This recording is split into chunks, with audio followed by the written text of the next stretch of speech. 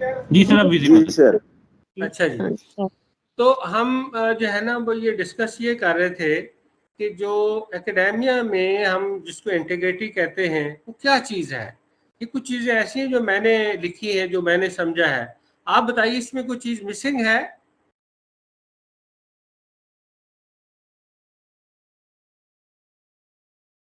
ये वही चीज़ें हैं जो कि हम अपनी जो डेली लाइफ है, जब हम एज ए प्रिंसिपल होते हैं, एज ए टीचर होते हैं, प्रोफेसर होते हैं। स्लाइड हमारी तरफ शो नहीं हो रही हैं?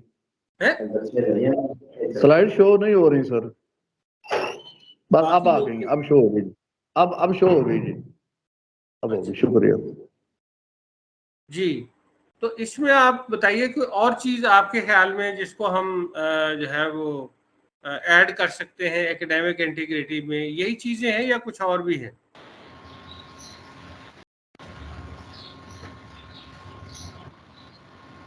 इसका साइज बड़ा कर दूं अगर आपको विजिबल नहीं है तो?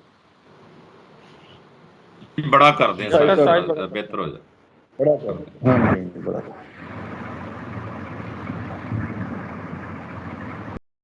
जी, अब ठीक है।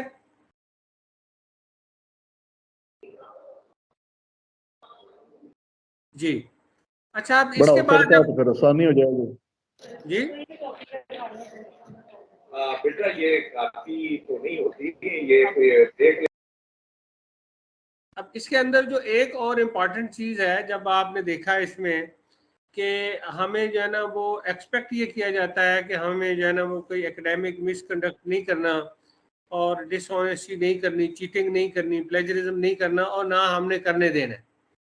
तो अब इसमें जो हमारा मेजर फोकस इस वक्त है वो प्लेजरिज्म के ऊपर है कि प्लेजरिज्म होता क्या है। तो ये मैंने कुछ जो है ना वो जो पढ़ा है वो मैंने उसमें इसकी डेफिनेशन लिखी है कि plagiarism is the act of presenting the words, ideas, images, sounds, or the creative expression of others as your own. Intellectual dishonesty and a serious crime. ये plagiarism को हम कहते हैं। Do you agree with this? Yes sir, definitely. कोई और चीज आपके ख्याल में जो प्लेजरिज्म में आती है?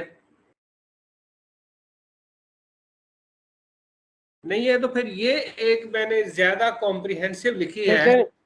जी, आप में से कौन पढ़ेगा इसको? जरा पढ़ें कि क्या है प्लेजरिज्म। मेरी स्लाइड से पढ़ें जरा।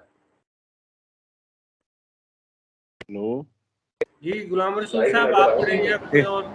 जी, Copying words, signs, pictures, recording or ideas from someone else without giving credit. Number यानी 2. इसका मतलब क्या हो गया है कि कॉपीइंग, सारी चीजें इसमें कवर हो गई है कि जो साइंस अगर किसी ने कोई क्रिएट किया है, कोई पिक्चर बनाई है, कोई उसकी रिकॉर्डिंग है, कोई गाना है, म्यूजिक है, या उसके कोई आइडियाज हैं, चाहे वो टेक्स्ट के अंदर है या वो किसी भी जो भी उसकी कोई क्रिएटिविटी उसके अंदर है, तो उसको आप कॉपी कर लें, लेकिन उसको आप ऐसे प्रेजेंट करें कि आप उसको क्रेडिट ना दें, तो वो प्लेजरिज्म में आता है। ठीक है जी, आगे पढ़ें। क्रेडिट सर क्रेडिट मीन का रेफरेंस नहीं है उसका। जी, वो क्रेडिट जो है ना यही होता है ना कि आप देखें ना, एक फॉर एग्जांपल यहाँ पे आपके पास गुलाम रसूल साहब है, उन्होंने कोई एक जो है ना वो फ्लैग बनाया है, कोई ऐसी चीज बनाई है, और आप उसको यूज कर लें और उनका नाम ही ना लें। जी जी, ये इसी तो यही तरीके से डिसऑनेस्टी है। ठीक है, तो ये डिसऑनेस्टी होगी ना, ये प्लेजरिज्म ये होता है। फिर हम आपने रेफरेंस जी रेफरेंस देना, उसको क्रेडिट देना, वो बड़ा इंपॉर्टेंट। हम रेफरेंस दे देंगे तो इट मींस के ये हमने ड्राइव की है और ये फलां बंदे की है, डेफिनेट रेफरेंस उसका आ गया, तो फिर ये प्लेजरिज्म में नहीं आएगा। जी जी, आगे दूसरा पढ़े अगर। आगे क्या है जी, दूसरी लाइन में क्या लिखा हुआ है? Failing to put quotations marks where due.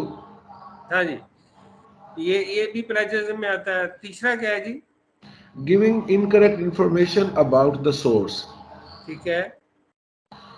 Copying so many words, ideas from a source that it makes up the majority of your work, whether you give credit or not. हाँ, अब ये भी है कि आप जो है ना वो बस कॉपी करते जाएं, कॉपी करते जाएं और साथ रेफरेंस देते जाएं, तो ये तो आपकी तो उसमें कोई कंट्रीब्यूशन ना हुई। तो ये सारी की सारी चीजें जो है वो प्लेजरिज्म में आती हैं। अब ये बड़ा इंपॉर्टेंट है आपके लिए अंडरस्टैंड करना कि व्हाट प्लेजरिज्म मीन्स। इस पे कोई आपका क्वेश्चन किसी का है तो you can ask me the question.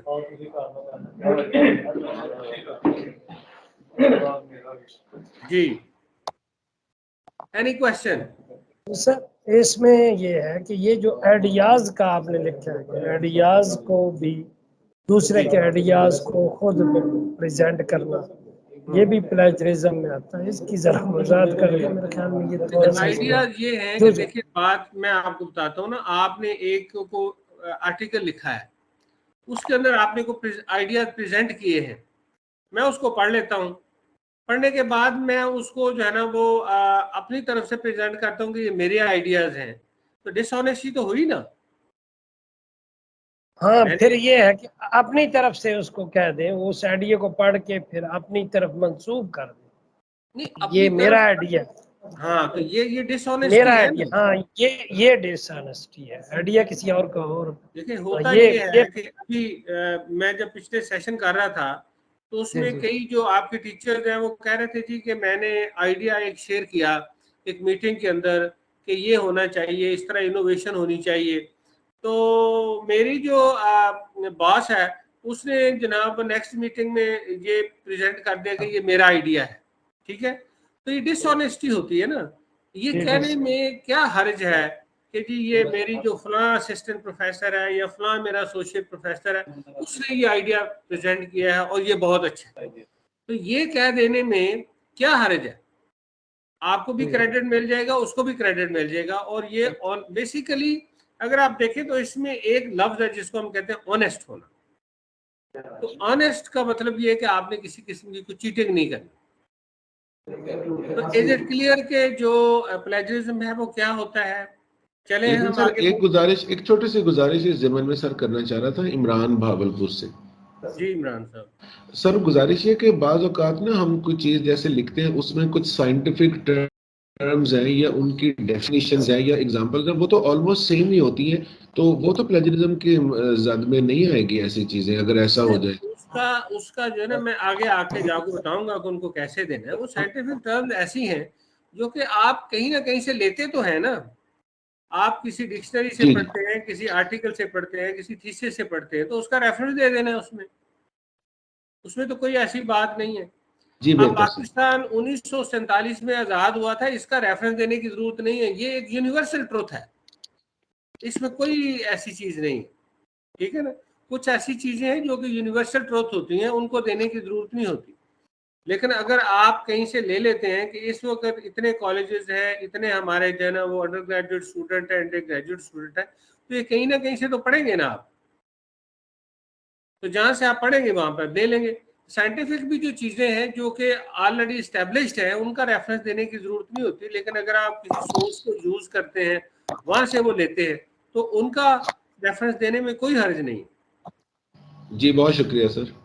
जी, तो इफ दिस इज क्लियर तो आगे हम मूव करते हैं कि प्लेजरिज्म। हाँ, इसमें एक और बड़ी इंपॉर्टेंट चीज है, आपने गौर नहीं किया, मुझसे किसी ने पूछा नहीं है। Giving incorrect information about the source, इसका क्या मतलब?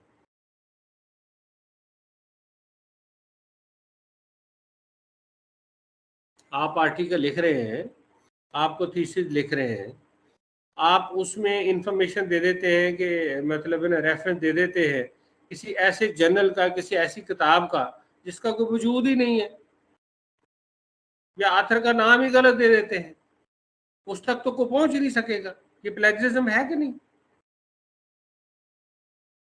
जी बिल्कुल बिल्कुल है सर, बिल्कुल होगा। मैं जो है ना वो आपको इसलिए मैंने इस पर मैंने जोर दिया है कि ये एक इंसिडेंस हुआ है। इंसिडेंट इस तरह हुआ कि मैं उस वक्त लाउंज में था, तो हमसे किसी ने सिंगापुर से कांटेक्ट किया कि ये आपका एक जर्नल है और बड़ा अच्छा जर्नल है, उसमें ये आर्टिकल पब्लिश किए हैं और फला आपकी कोई रिसर्चर है उसने ये आर्टिकल लिखे हैं, तो हम वो आर्टिकल पढ़ना चाहते हैं। तो हमने उनसे राब्ता किया है कि आप हमें वो आर्टिकल दे दें ताकि हम उसको पढ़ लें। तो जो भी कोई रिसर्चर आर्टिकल लिखता है उसका लिखने का मकसद ही होता है कि लोग उसको पढ़ें। तो उन्होंने कहा हमने कोशिश की है लेकिन वो जो है वो नहीं हमें बता रहे। अच्छा, अब मैं आप यूनिवर्सिटी का नाम नहीं बता रहा आपको या उस ऑथर का नाम नहीं बता रहा, क्योंकि मेरे ख्याल में ये एथिकली सही नहीं है, पर्दा रखना चाहिए। तो हमने खुद उनसे राब्ता किया कि भाई ये सिंगापुर से फलां लोग हैं, वो आपका आर्टिकल पढ़ना चाहते हैं तो आप उनको दे दें। तो उन्होंने पहले तो हमें जवाब नहीं दिया, फिर आए बाएं शाये की, फिर उन्होंने उनको भी कह दिया कि आप मुझे हैरेस कर रहे हैं और हमें भी ये कह दिया कि आप हमें हैरेस कर रहे हैं। तो हम बड़े हैरान हुए, परेशान हुए कि ये इसमें हैरेसमेंट की क्या बात है। कि आपने एक आर्टिकल लिखा है, लोग उसको पढ़ना चाहते हैं और आपने रेफरेंस दिए हुए हैं। तो हमें जब पता चला, हमने उसको डिग आउट किया कि असल मसला क्या है। तो असल मसला ये था कि जिस जर्नल का उन्होंने रेफरेंस दिया था वो कोई जर्नल था ही नहीं। अब ये बताएं कि ये कितनी बड़ी जो है ना वो डिसऑनेस्टी है और कितनी मुल्क की जो है ना वो बेइज्जती वाली बात है कि पता चला कि जी वो जिस जर्नल का है वो जर्नल ऑफ फलाना फलाना है वो लिख दिया और उसके जनाब वॉल्यूम फलाना और मतलब उसमें आपने दे दिया, और जब पता चला था कि वो जर्नल तो है ही कोई नहीं। अब एक तो अपने मुल्क में बेइज्जती हुई, दूसरा ये कि आपकी इंटरनेशनल भी बेइज्जती हुई। और वो क्या कहेंगे उस सिंगापुर के जो लोग हैं कि इनके इतने बड़े सीनियर जो प्रोफेसर या एसोसिएट प्रोफेसर हैं वो इस तरह भी करते हैं कि एक ऐसे जर्नल का नाम लिख दिया है, वॉल्यूम इशू नंबर दे दिया जिसका कोई वजूद ही नहीं। तो ये पहले बहुत ज़्यादा इस तरह हो सकता था क्योंकि चीज़ें ऑनलाइन नहीं थी, अब तो ज़्यादा ऑनलाइन हो गई। तो बेसिकली मैं आपको मैंने इंसिडेंट्स बताने का मेरा मकसद सिर्फ ये था कि आपके हाथ में अपनी इज्जत है, अपने कॉलेज की इज्जत है, अपनी यूनिवर्सिटी की इज्जत है, अपने मुल्क की इज्जत है, अपने मजहब की इज्जत है। तो जब हम कोई ऐसा काम करते हैं जो कि अनएथिकल है तो फिर हम सबकी इज्जत दांव पे लगा देते हैं। अब अगला आ गया कि जी ये प्लेजरिज्म लोग करते क्यों, दिस इज वेरी इंपॉर्टेंट। तो ये मैंने डिफरेंट रीजन लिखे हुए हैं कि लोग प्लेजरिज्म क्यों करते हैं। तो आप जरा इसको पढ़ लें, देख लें। सबको नजर आ रहा है जी? जी सर नजर आ रहा है, क्लियर है जी नजर आ रहा है सर जी। शुक्रिया। इसको पढ़ के फिर आप अपना मुझे बताएं ये वो कॉमन रीजन हैं जिसकी वजह से लोग प्लेजरिज्म करते हैं कि जी ठीक है मैं कौन सा पकड़ा जाऊंगा, ठीक है टॉपिक ही बड़ा बोरिंग था ये। हाँ, ये टॉपिक बोरिंग वाली बात भी होती है। आप किसी को कहते हैं जी आपने आज फलाने हजरत मूसा अलैहिस्सलाम पे रिसर्च करनी है, उनकी बायोग्राफी पे आर्टिकल लिखना है और परसों आपने प्रेजेंट करना है, क्या करेंगे लोग? जाएंगे इंटरनेट पे, जाएंगे वहां से कॉपी पेस्ट करके लेंगे। इसी तरीके से लालच होता है प्रमोशन का कि जनाब मुझे जनाब वो कई लोगों ने बहुत सी यूनिवर्सिटी कॉलेजेस में वो उन्होंने रखा होता है कि ये अब आपस में क्रॉस टॉक न करें, काइंडली क्रॉस टॉक न करें। इसी तरह हिसाब किताब अपने पास ही ना मरोड़ है भैया। चलो खैर है हिसाब करो भाई, हिसाब उनको ए आगे नहीं करें तो लेट तो मैं कुछ हो चावल कर। ऐसा ये माइक खुले हैं ज्यादा जिस वजह से हो रहा है, माइक बंद करवाएं पहले फिर समझ आएगा। जी आप माइक अपने बंद कर लें, आप बातें आपस में ना करें, फिर फायदा क्या हुआ मेरा जो है ना वो के अंदर आपको एंगेज करना। इसके अंदर जो है ना वो 2-3 चीजें हैं जो कुछ तो ऐसी हैं जिसका हमारे जो है ना वो उसके साथ हमारे ईमान के साथ फेथ के साथ पाकिस्तान को चलाई खड़ा। तो कुछ चीजों का ताल्लुक जो है ना वो हमारे कम्युनिकेशन स्किल्स के साथ है और रिसर्च स्किल्स के साथ। ठीक क्यों दी हां कम से कम तो बहुत और सारा बेहतरीन रिजल्ट है 8-9 फुट आप डॉक्टर। आप आपस में बातें करेंगे तो मेरा लेक्चर का क्या फायदा है? डिस्टर्बेंस है डॉक्टर साहब, बहुत ज्यादा डिस्टर्बेंस। 1100 नहीं रह गई 1100। शाहिद साहब से शाहिद साहब प्लीज एक दफा माइक शाहिद साहब से शायद डिसेबल बंद कर दे वहां से। ओ मैं हो रहा है शाहिद साहब सर आप प्लीज अपने एंड से अगर आप सुन रहे हैं तो आप प्लीज अपने एंड से माइक्स म्यूट कर दें। मैं साहब लोग जो है ना अपने माइक बंद करें। छोटी खा दी पर मैं गोली खा दी मैं कि अगर सवेर तक कोई पोजीशन तुसा ठीक हो गोली खादी है तो सानू तो ना खिलाओ ना गोली तुसा। This is very bad. आप लोग सीनियर लोग हैं और आप प्लास्टर कर रहे हैं और आपको कोई मैनर्स का नहीं पता है। आ जा बस मैं घर वाले रुके जरिए मैं क्या चेक करे सा भी ए और बलगम जी आंदा पिया दे सारा वल मैं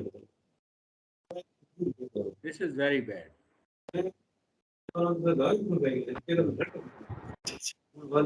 हां ठीक मैं सही है गपशप सर आप अपने एंड से माइक ऑफ कर देना sir. We are very sorry doctor Ramzan साहब, असल में यहाँ ना पार्टिसिपेंट्स के नेम शो नहीं हो रहे, अदरवाइज पता चल जाता कि किसका माइक ओपन है, तो वो शायद हमारी मदद कर सकते हैं। शायद साहब पीएचसी वाले चले मैं शायद नहीं कि नियत आदमी सारा नहीं खड़ता सर कोई पासे। हाँ अच्छा हुन ई दौर शायद मनीज वने अगे तो हाई सारी पॉलिटिकल रोला हां ना करेंगे। शाहिद साहब के पास ऑप्शन होती है सबके माइक अनम्यूट करने की और म्यूट करने की। हाँ बस और पता नहीं होता बंदा आवे देखो देखो ना वो खुद ब खुद बढ़ने में था मौका में सिचुएशन बना मैं छोटा बड़े फिर आगे आता मैं तो बंदा ईमानदार हो तो नेक नहीं है तो मैं भूख नहीं मरता। हाँ हाँ मैं भूख नहीं मरता। हाँ मतलब वो भूख नहीं अस्सलाम वालेकुम। हेलो अस्सलाम वालेकुम। नहीं सर बाबू को तो कहीं पर उधार मतलब भाई मिल गई पड़ते टाइम पर हां वो सर आप अपनी तरफ से माइक बंद करा दें वो नहीं बंद शायद यार ये बहुत से लोगों ने ना माइक ऑन किए हुए हैं और बीच में जो है ना वो अपनी मेडिसिन की बातें कर रहे हैं। काइंडली ये म्यूट करें तो बड़ी डिस्टरबेंस हो रही है। अस्सलाम वालेकुम सर। आज तबीयत ही नजरिया ना जी वालेकुम सलाम। अच्छा ये जो है ना क्या हो रहा है काइंडली वो मैंने अभी शायद को कह दिया तो वो म्यूट करता है इन सबको तो बड़े तंग कर रहे हैं सर प्लीज बंद कर दें। जी शायद साहब कंट्रोल कर रहे हैं वो म्यूट करेंगे तो हो जाएगा। ये लगा के रख गए आगे चलते हैं हम थोड़ा सा। अच्छा तो आगे मैं यार खा जा तो चलो चलो नॉर्मल ये उम्र तो इतनी थी गई है और कम से कम तो तबीयत हां की आवाजें आ रही हैं कोई समझ नहीं आ रही इनकी हमें। क्या नहीं तो नहीं समझ आ रही कोई सलूशन निकालें सर नहीं समझ आ रही आवाज इनकी आ रही है ना कि बंदों की यार ज्यादा आवाजें आ रही नहीं समझ आ रही सर। हां जी हां जी भाई जो लोग बात कर रहे हैं बातें कर रहे हैं आप अपना जो माइक है उसको बंद कर लें खुदा के लिए। अगर वो नहीं करेंगे वो लगा के कहीं चले गए हैं इसलिए आप उधर से सिस्टम आपके सिस्टम से बात वो मैं तो नहीं ना मेरा सिस्टम पे कंट्रोल नहीं है। मैंने वो शायद को कह दिया है तो वो अभी करता है मान जाना।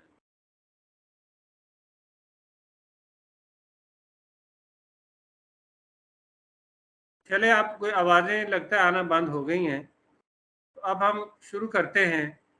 तो अभी ये मैं कह रहा था कि जो डिफरेंट रीजंस ऑफ प्लेजरिज्म है तो इसमें आप कोई ऐड करना चाहते हैं कि कोई और भी रीजन हो सकता है प्लेजरिज्म का।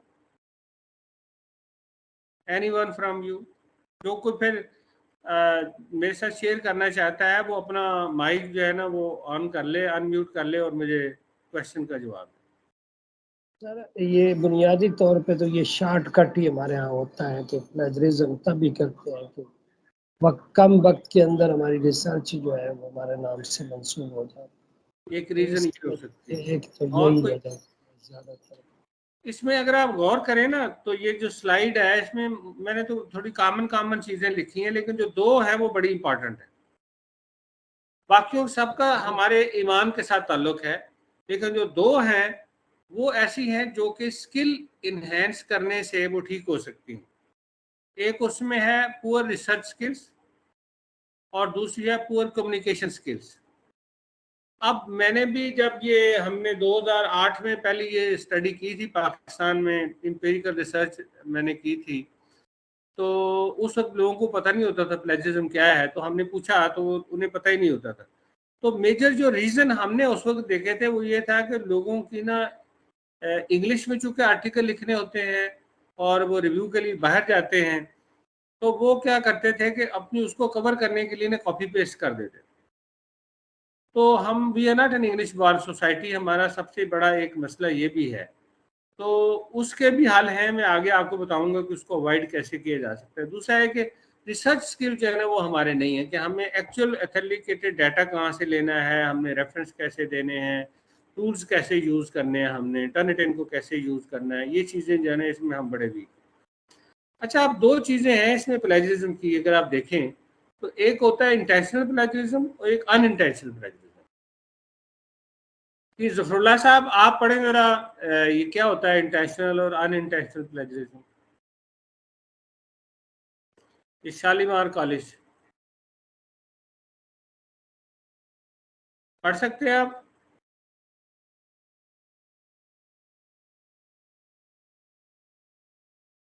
नहीं पढ़ सकते? कोई और? जी सर। जी पढ़े। शमस फ्रॉम सियालकोट। इंटेंशनल में सर कॉपिंग का फ्रेंड्स वर्क, बाइंग और borrowing papers.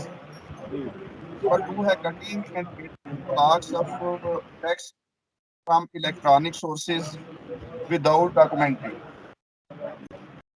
Number 3 पे है media borrowing without documentation. Web publishing without permissions of creators. ये 4 पॉइंट्स हैं इंटेंशनल में। आप अनइंटेंशनल पे अभी ना जाएं, जो इंटेंशनल है इसमें मैं आपको भी बताता हूं कि देखें, आप जब ग्रुप में जाते हैं ना तो आपको समटाइम एक ही टॉपिक होता है, या आप स्टूडेंट को जब देते हैं तो टॉपिक एक होता है, उन्हें कहते हैं कि आप इस पे रिसर्च करके आए, तो वो समटाइम जो है ना वो एक दूसरे को अपना काम दिखा देते हैं। तो वो भी जो है ना अनइंटेंशनल होता है कि कोई दूसरा आपका साथी जो है ना चुप करके अपनी कॉपी कर ले और जनाब अपना प्रेजेंट कर दे। तो ये मैंने इसलिए ख़ास तौर पे लिखा था कि मेरे साथ ये हादसा हो चुका हो। हम एक जगह एक कोर्स पे थे, तो मेरा एक दोस्त है, वो मुझे कहता था यार रमज़ान तुमने ये सारी असाइनमेंट की हुई है तो मुझे ज़रा दिखाना, मैंने मोटे मोटे आइडिया जैसे लेने। तो वो दोस्ती में मैंने उसको दे दिया, उसने पूरा कॉपी करके तो टीचर को सबमिट कर दिया। वो सीनियर था, उसका पहले नंबर आया, उसको तो मिल गए 9.5 आउट ऑफ 10, और मेरे पे उन्होंने लिखा sorry mister Ramzan you have copied from Ghulam Mustafa. तो अभी वो उन्होंने मुझे दिया नहीं था, तो नेक्स्ट टाइम भी ऐसे हुआ, और थर्ड टाइम तो ऐसे हुआ कि उसने ना सिर्फ खुद कॉपी किया बल्कि 2-3 और लोगों को भी दे दिया, उन्होंने सबने कॉपी कर लिया। तो जो टीचर है वो मुझे जानते थे, उन्होंने कहा कि यार ये रमज़ान जो है ना ये कैसे कॉपी करता है, ये तो चीटिंग करने वाला बंदा नहीं है। वो मेरे पास आ गए, उन्होंने मुझे कहा कि तुमने अपनी असाइनमेंट वगैरह की है? मैंने कहा जी सर। कहते तुम कॉपी क्यों करती हो? मैंने कहा नो सर, मैंने तो कभी कॉपी नहीं की किसी की। कहते कभी किसी को दिया है? अब यहाँ पे मैं जो है ना चुप कर रहा। मैंने कहा स्टूडेंट का पर्दा रखता है ना। फिर मैंने उन्हें बताया कि मैंने कहा हाँ सर, वो मैंने, मेरा दोस्त है तो उसको मैंने दिया था, तो उसने कहा था मैंने मोटे मोटे आइडियाज़ ले लें। तो उन्होंने कहा मैं ठीक है, मैं समझ गया हूँ। तो उन्होंने वो उल्टा मार्किंग शुरू की, पहले जूनियर की फिर सीनियर की। तो फिर उनका जब उन्होंने लिखा कि you all have copied from mister Ramzan, तो सारे मेरे पास आ गए, मुझे कहते यार तू की कीता है, तू दस देता है सारे टीचर ਨੂੰ ये वो। मैंने कहा क्यों, क्या हुआ? कहते यार वो बस जल्दी सी ते ਅਸੀਂ ਉਹ सारा तेरा कॉपी कर लिया, तो उन्होंने सानू ਹੁਣ 0 marks they.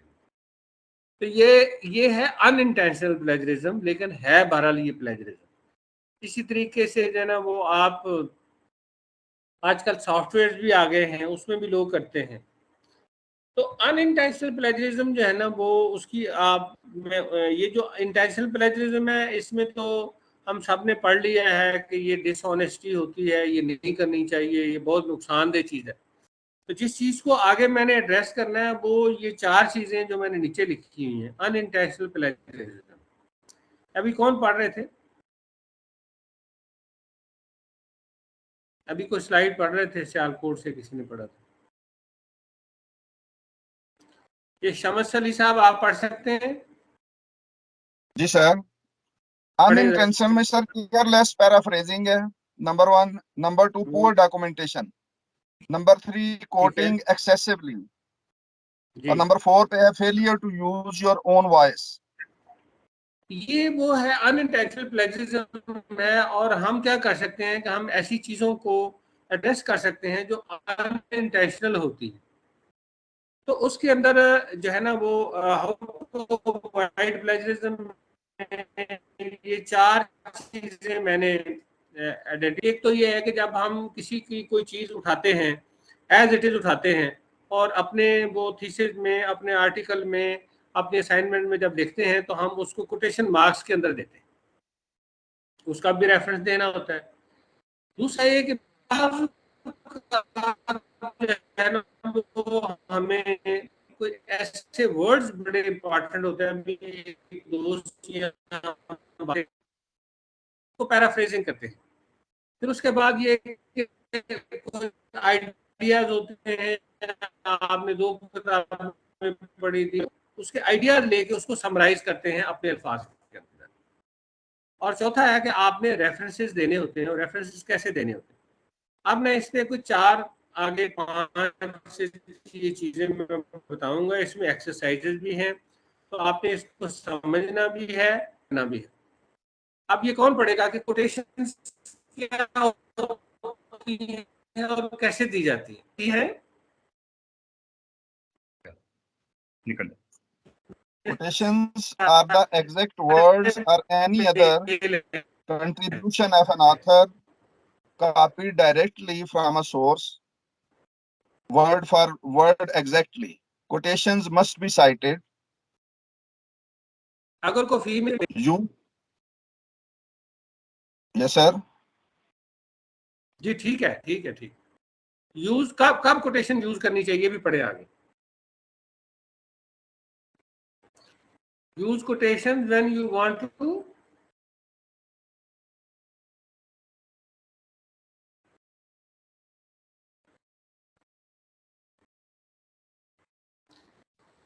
add the power of an author's words to support your argument. When you want to disagree with an author's argument, when you want to highlight particularly eloquent or powerful phrases or passages, when you are commenting and contrasting है और quotation जो है ना कब हमें use करनी चाहिए, इसकी समझ आ गई जी?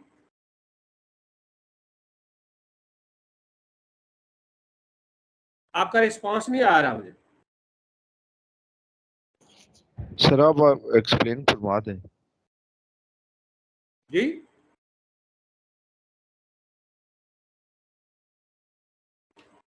अब ये मैंने एक एग्जांपल दी है, ये एक बुक है जो कि डॉक्टर यकूब बंगश ने लिखी है और उसका पेज नंबर 31 है। वहां से मैंने ये एक जो कोटेशन है वो ली है, एक्सट्रैक्ट लिया है।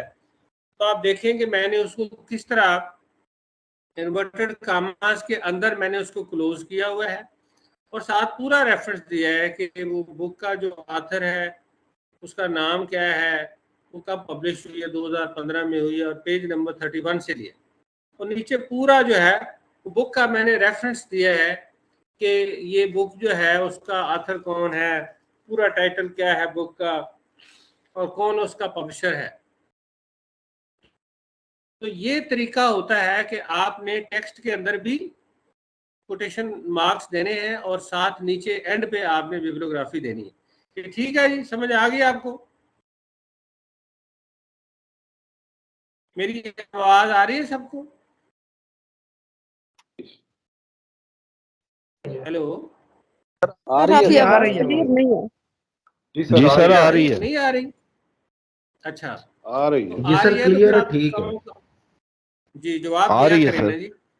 जी उसके बाद ये तो आपने एग्जाम्पल एक देख ली, एक और एग्जाम्पल मैं आपको देता हूं। ये देखिए, ये अब ये मेरा अपना एक आर्टिकल है जो कि मैंने अपने प्रोफेसर के साथ लिखा हुआ है। तो उस आर्टिकल से मैंने ये रेफरेंस लिया है और आप देखें तो मैंने उसको कोटेशन मार्क्स के अंदर किया है और रेफरेंस में आगे मैंने लिखा है अपना भी रमजान एंड सिंह 2009 में ये हमारा आर्टिकल पब्लिश हुआ और पेज 583 से जो आर्टिकल का है वहां से मैंने ये रेफरेंस लिया है। और नीचे आप देखें तो पूरी जो है ना वो मैंने बिब्लियोग्राफी दी है। ये दोनों तरीके होते हैं। जब आप कोटेशन आप देते हैं, उसको कैसे आपने टेक्स्ट के अंदर लिखना है और कैसे आपने रेफरेंस देना है। थोड़ा बहुत इसमें फर्क हो सकता है कि स्टाइल का फर्क होता है, और वो स्टाइल मेरा ख्याल आपको इन्होंने पढ़ाए होंगे, नहीं पढ़ाए तो आपको बता देंगे कि आपने साइटेशंस कैसे देनी है। साइटेशन और रेफरेंस एक ही चीज होती है। अब आगे चलते हैं जी, पैराफ्रेजिंग। जी अभी मुझे किसी फीमेल की भी आवाज आ रही थी, तो मैडम आप पढ़ के बताएं ना, ये पैराफ्रेजिंग क्या होती है।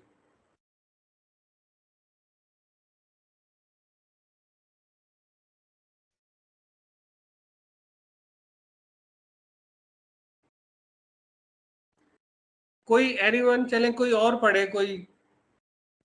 Paraphrasing means rephrasing the words of an author, putting his her thoughts in your own words. तो ये समझ आ गई कि आपने उसको रीफ्रेज करना है और उसके जो आइडियाज है उनको अपने अल्फाज के अंदर आपने लिखना है।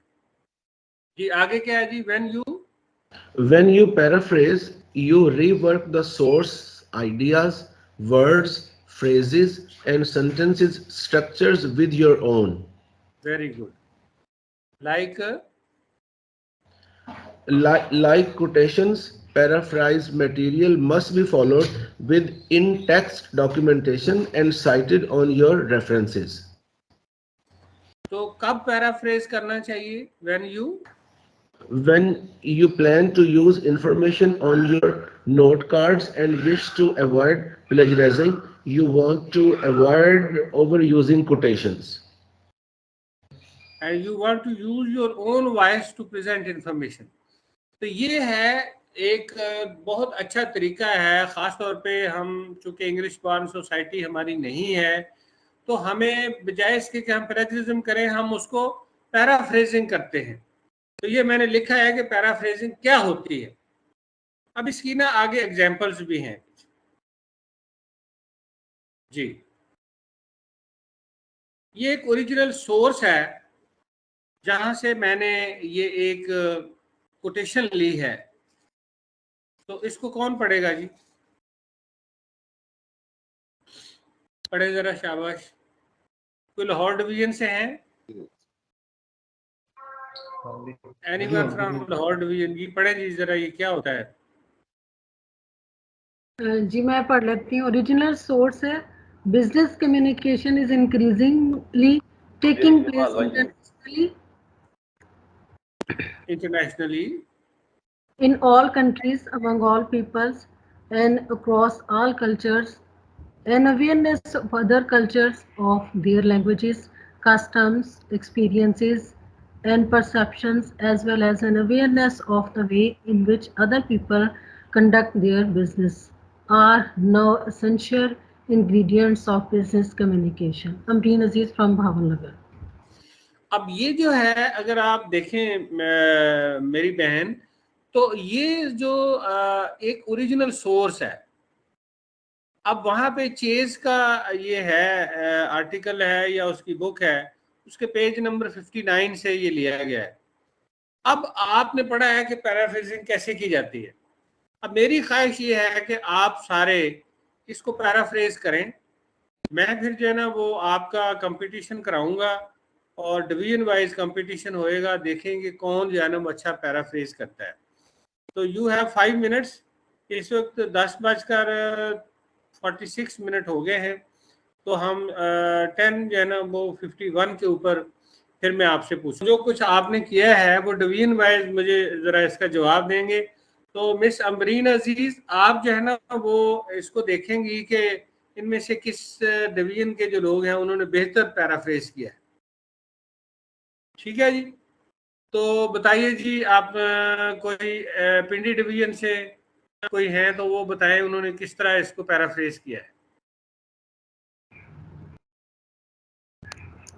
अस्सलाम वालेकुम। वालेकुम। जी मैं आबिद हुसैन बोल रहा हूँ, government post graduate college Chakwal से, फिजिक्स सब्जेक्ट है मेरा। प्लीज। जी, business communication is the need of our to know about the cultures, customs and understanding of ways of business in global village. ठीक. Anyone from Gujranwala division?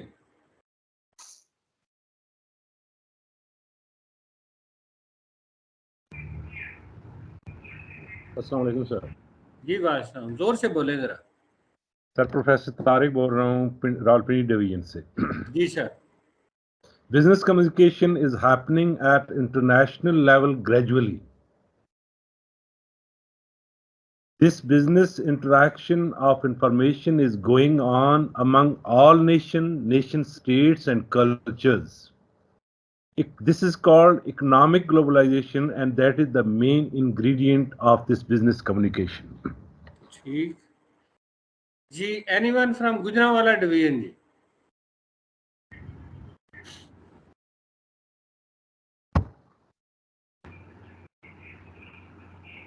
नहीं है जी.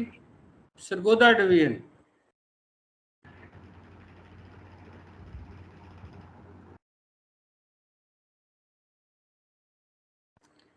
Sargodha division भी नहीं है जी.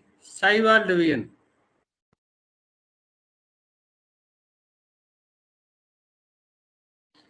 ये आबद हुसैन साहब ने हाथ ऊपर किया हुआ है, बताइए जी, आप बताइए. सर मैं फर्स्ट नंबर पे मैंने बता दिया है, वो गलती से हाथ खड़ा रह गया. ठीक है. रावलपिंडी डिवीजन जी, साहिवाल डिवीजन से कोई?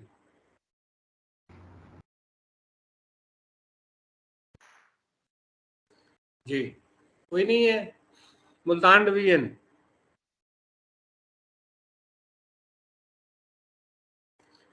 ये आपके जो डिवीजन जिससे पार्टिसिपेशन नहीं हो रही, फिर उनको 0 मार्क्स ही देंगे मिस अम्बरीन जो है. अस्सलाम वालेकुम सर. वालेकुम. मोहम्मद इकबाल. जी सर.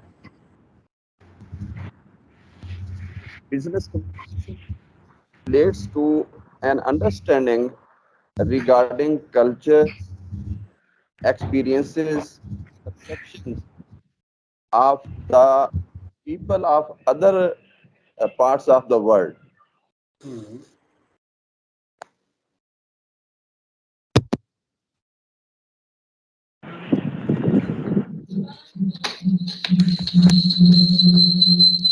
बस इतना ही है या कुछ और भी है?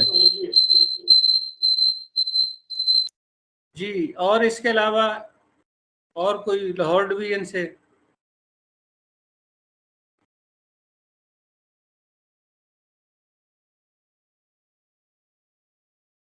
अच्छा, मैं आपको एक बात बताऊं, आप सुन तो मुझे रहे होंगे कि हैरानगी की बात यह है कि मैंने ये सेशन काफ़ी पिछले कोहोर्ट्स के साथ किए हैं, तो लोग बड़े खुशी से जो है ना वो पार्टिसिपेट करते हैं. आज पता नहीं रोज़े की वजह से है या आपका और मेरा कुछ कम्युनिकेशन नहीं हो रहा.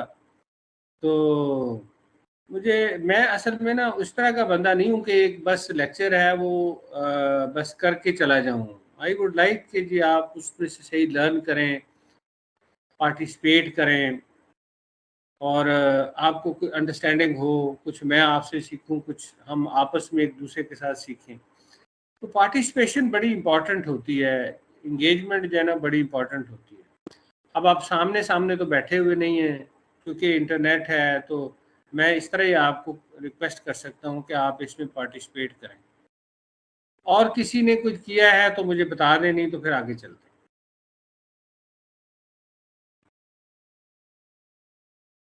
जी मिस अम्बरीन, आपने किया है?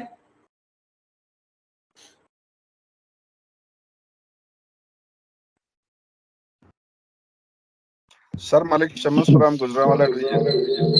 जी. Business communication is rising globally, and acquaintance of other languages.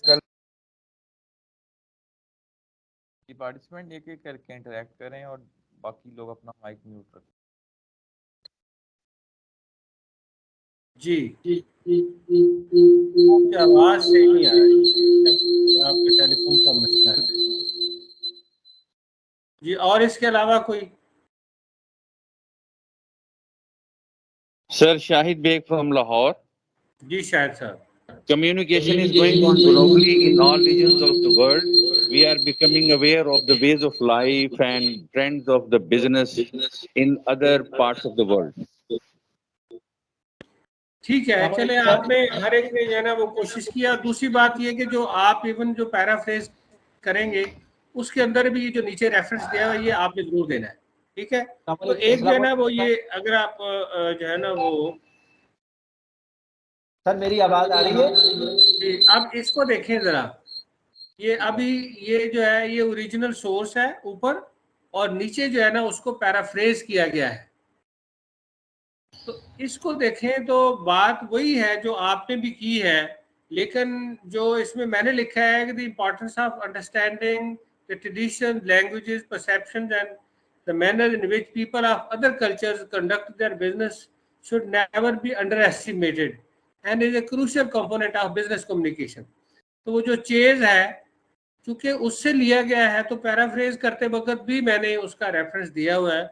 अब इसके अंदर एक इम्पॉर्टेंट चीज आपने देखी होगी, ऊपर पेज नंबर दिया हुआ है, नीचे पेज नंबर नहीं है। तो जब आप उसको कोटेशन मार्क्स में लेते हैं तो आपने पेज नंबर भी देना है। जब आप कोटेशन मार्क्स में नहीं लेते, जस्ट आप रेफरेंस देना चाहते हैं, तो आपने ऑथर का जो फैमिली नेम होता है और जो ईयर ऑफ पब्लिकेशन है वो देना होता है, ठीक है जी। अब आगे चलते हैं, ये एक और एग्जाम्पल है। ये देखें ऊपर जो है वो एक ओरिजिनल सोर्स से लिया गया है और नीचे जो है ना वो उसको पैराफ्रेज किया गया है। इसको पढ़ के आप बताएं कि क्या ये सही है या ये नहीं सही है, जो आपने पढ़ा है उसके बताओ।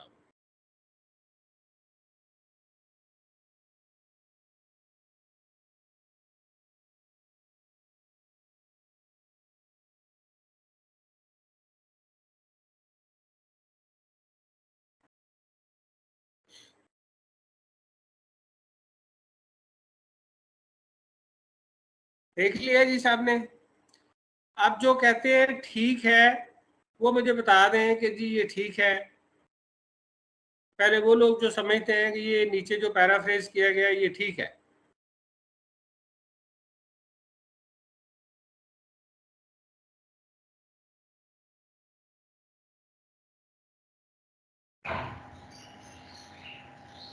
सर मेरे ख्याल में तो ये ऑलमोस्ट सेम ही लिख दिया गया है, कोई इतने तो कोई खास वो नहीं, पैराफ्रेज किया हुआ तो नहीं लग रहा सर।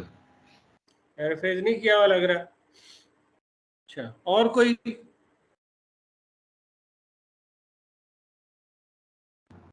जी सर ऐसे ही लग रहा है, बस उन्होंने नीचे से नाम उठा के स्टार्ट में लिख दिया है और सेम जो है उसी तरह लिखा हुआ है।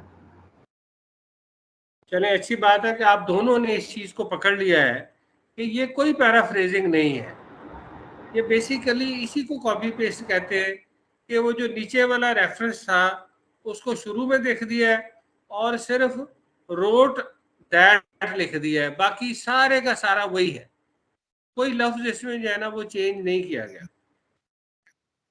ठीक है जी। तो ये जो है ये एक टिपिकल एग्जाम्पल है कि किस तरीके से लोग जो है वो कॉपी पेस्ट करते हैं और वो उसको पैराफ्रेज नहीं करते। अच्छा, अब आगे एक और एग्जाम्पल है, ये देखिए,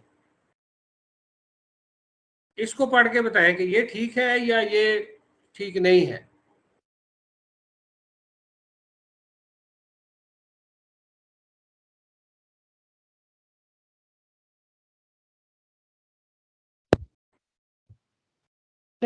कोट नहीं शो कर रहा जी, ये डायरेक्ट कोट नहीं शो कर रहा, यानी कोट कर रहे हैं ना उसको, राइटर को नहीं। आप ऊपर तो ये समझ लें कि ऊपर जो ओरिजिनल सोर्स है ना, तो नीचे जो पैराफ्रेज किया गया है क्या वो सही है या नहीं सही है।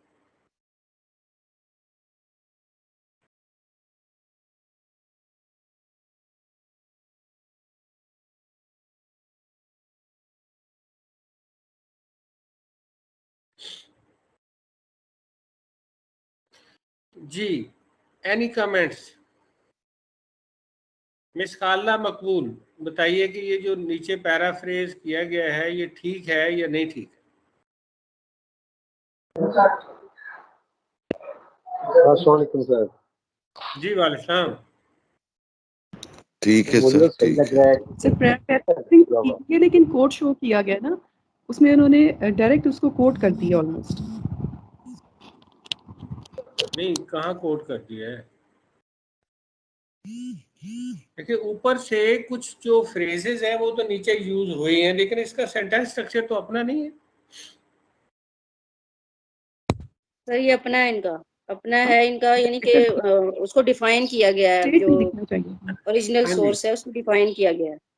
ये एक बेहतरीन तरीका है कि आप पैराफ्रेज कैसे करते हैं, कि कुछ फ्रेज तो आपसे ऊपर से ली हुई है लेकिन सेंटेंस स्ट्रक्चर आपका अपना है।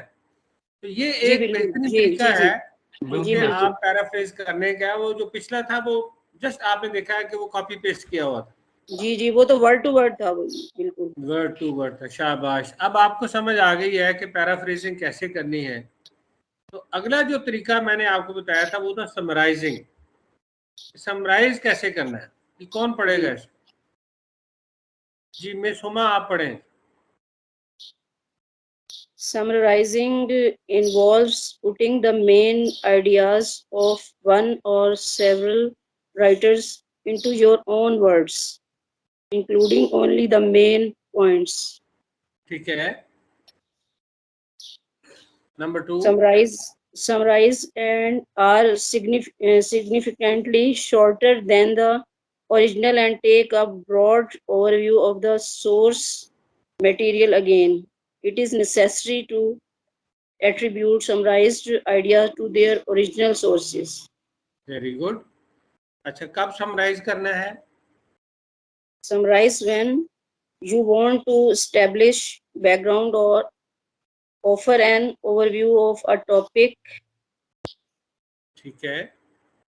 You want to describe knowledge from several sources about a topic. ठीक है। You want to determine the main ideas of a single source. ये मेजर रीजंस है जिनकी वजह से हम समराइज करते हैं। और आप लोग माशाल्लाह प्रोफेसर्स हैं सब, आपको पता है कि समरीज कैसे तैयार की जाती हैं। तो जब आपने पहले हमने देखा कि जो पैराफ्रेजिंग कैसे की जाती है, कोटेशंस कैसे दी जाती हैं। तीसरा तरीका ये है कि आप फॉर एग्जांपल आप एक टॉपिक है उस पर आप करना चाहती हैं, एटीट्यूड्स ऑफ टीचर्स हैं towards use of information technology in classroom. तो आप जो है ना वो उसको पढ़ती हैं तो आप देखेंगे कि number of authors has pointed out that these days the information technology is being used in almost all the classes, इतने % क्लासेस। तो आगे फिर वो जिन जिन का आपने दिया उनके आप रेफरेंस दे देते हैं। तो क्या किया कि आपने वो आइडियाज लेके 4 या 5 आथर के या 6 आथर के तो आप उसको जो है ना वो अपने अल्फाज में आप बयान कर देती हैं और आप नीचे रेफरेंस दे देती हैं। इससे क्या होता है कि आपके जो व्यूज हैं बहुत स्ट्रांग हो जाते हैं। यदि ये 4-5 लोगों ने कहा है, जी नॉलेज का पता चलता है कि आपने पढ़ा है, किया है, पढ़ा मेहनत की है। हाँ, और yes but you need to be honest कि आपने वाकई उनको पढ़ा हो और फिर आप सही रेफरेंस दें। अच्छा, अब मैं ना एक यहाँ पे ये देखें कि ये एक सोर्स है, इसको जो है ना वो कौन पढ़ेगा? मैं चाहता हूँ कि आप इसको ना इसकी समरी तैयार पढ़ दें। At a topical football match, we are likely to see players committing deliberate fouls, often behind the referee back. They might try to take a throw in or a free kick from an incorrect but more advantageous position in defenses of the clearly stated rules of the game. They sometimes challenge the rulings of their referees rulings of the referees. Rulings of the referees or linemen in the offensive way, which often deserves exemplary punishment or even sending off. No wonder spectators fight among us, Spectators fight among themselves.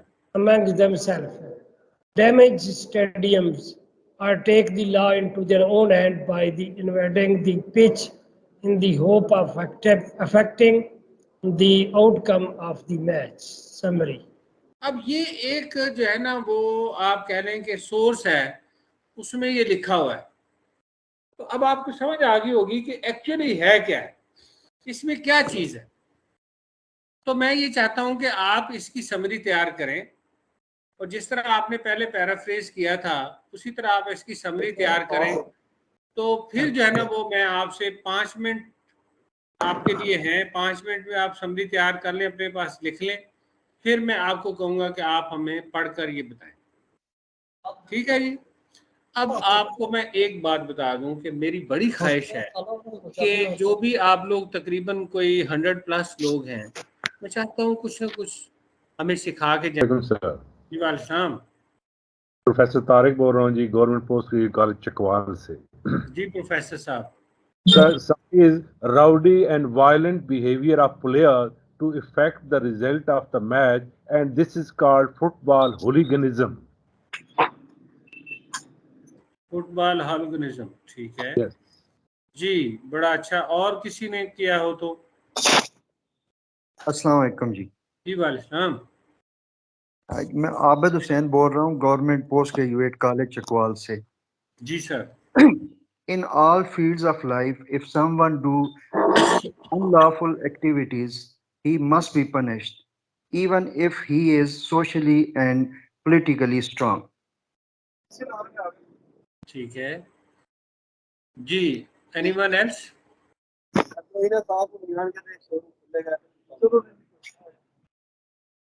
जी कोई भावलपुर या Multan division से? Assalamu alaikum. जी Assalamu alaikum, sir. वालेकुम। We see in our life players of our football match commit fouls of different kinds and never accept their mistake.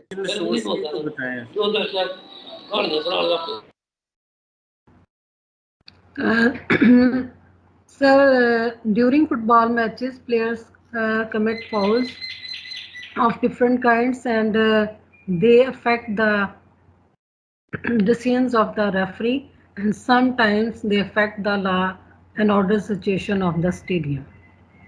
ठीक। और कोई? When the footballers do not show sportsmanship in the playing field, it causes rudeness among the spectators. बड़ा अच्छा आपने जो है ना वो, आई एम हैप्पी कि आपने ये किया है, सबने तकरीबन कर लिया है। तो इसमें जो है ना वो अब मैंने भी किया हुआ है, इसको ज़रा देख लें कि जो। अस्सलाम वालेकुम। जी वालेकुम। अस्सलाम वालेकुम। जी वालेकुम। मोहम्मद शाहिद फारूक लाहौर से। जी जी। मैंने कोशिश ये की है कि in a football match sometimes footballers or players in the game, all players game and telling the rules of the game, and they face the music. ठीक है। अभी ये नीचे अगर आप देखें तो मैंने इसकी समरी जो तैयार की थी वो तकरीबन वही चीजें हैं जो आप लोगों ने भी की हैं कि unsportsmanlike behavior by footballers may cause hooliganism among spectators। तो वो ये है कि बेसिकली तो ये जो फुटबॉलर्स का जो बिहेवियर है उसको डिस्कस किया गया है कि उसकी वजह से क्या हो सकता है। तो इसी तरीके से जो और भी समरीज होती हैं, आप जिस पर्पस के लिए आप अपना पेपर लिख रहे होते हैं उसके हिसाब से आप फिर उसकी समरी तैयार करके और वो आप जो है ना उसके अंदर देते हैं। तो समरीज के बाद एक जो चौथी चीज मैंने आपको बताई थी वो था रेफरेंसेस, कि रेफरेंसेस कैसे दिए जाते हैं। तो मैं समरीन पढ़े जरा कैसे जो है ना रेफरेंसेस, ये क्या लिखा हुआ है? समरीन अजीज जी। When referring to an author's work, you don't need quotation marks, but you do need a reference, and an item in your bibliography. In text citations, ये एक एग्जाम्पल है जिसको आप पढ़ रही हैं अभी, ठीक है? In text citation, Mahmood 2016 says that information security is a critical mechanism to protect privacy and integrity of information and information technology structure of an organization, especially of banks and its customers.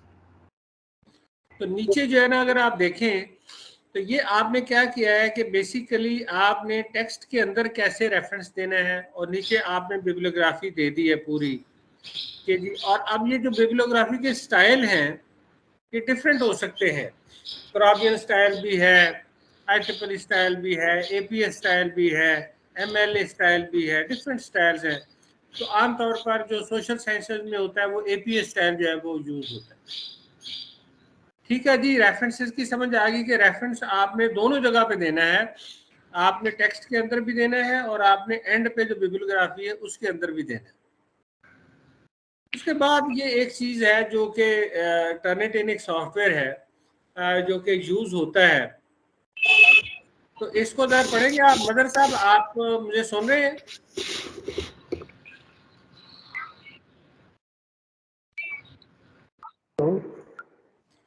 Ji Turnitin, आप मुझे सुन रहे हैं तो पढ़े जरा इसको, Turnitin क्या है? जी ये एक वेबसाइट है, allows to check work for improper citation or potential plagiarism by comparing it against online databases and web resources. A web-based content search system that HEC has adopted. Turnitin जो है ना वो मैं आपको बताता हूँ कि ये एक सॉफ्टवेयर है। इन्होंने क्या किया हुआ, इनके पास में क्रॉलर्स हैं। जो भी चीज पूरी दुनिया में इंटरनेट पे डाली जाती है तो ये उसको एक्सट्रैक्ट करके तो अपना इन्होंने एक बैंक है, उस बैंक के अंदर डालते चलते हैं। बेसिकली टेक्स्ट का बैंक है, बहुत बड़े बड़े इनके पास जो है ना वो सर्वर रखे हुए, उसमें डालते हैं। अब हमने जब चेक करना हो कि ये जो टेक्स्ट है ये कहाँ कहाँ से मैच कर रहा है, तो हम ये टर्निटिन पे वो अपलोड करते हैं। जब अपलोड करते हैं तो वो फिर जो इनके पास इनका टेक्स्ट बैंक होता है वहां से वो मैच करके तो हमें रिपोर्ट दे देता है कि अच्छा ये जो चीज है ये फलां जगह से मैच कर रही है, ये फलां जगह से मैच कर रही है, फलां जगह से मैच कर रही है।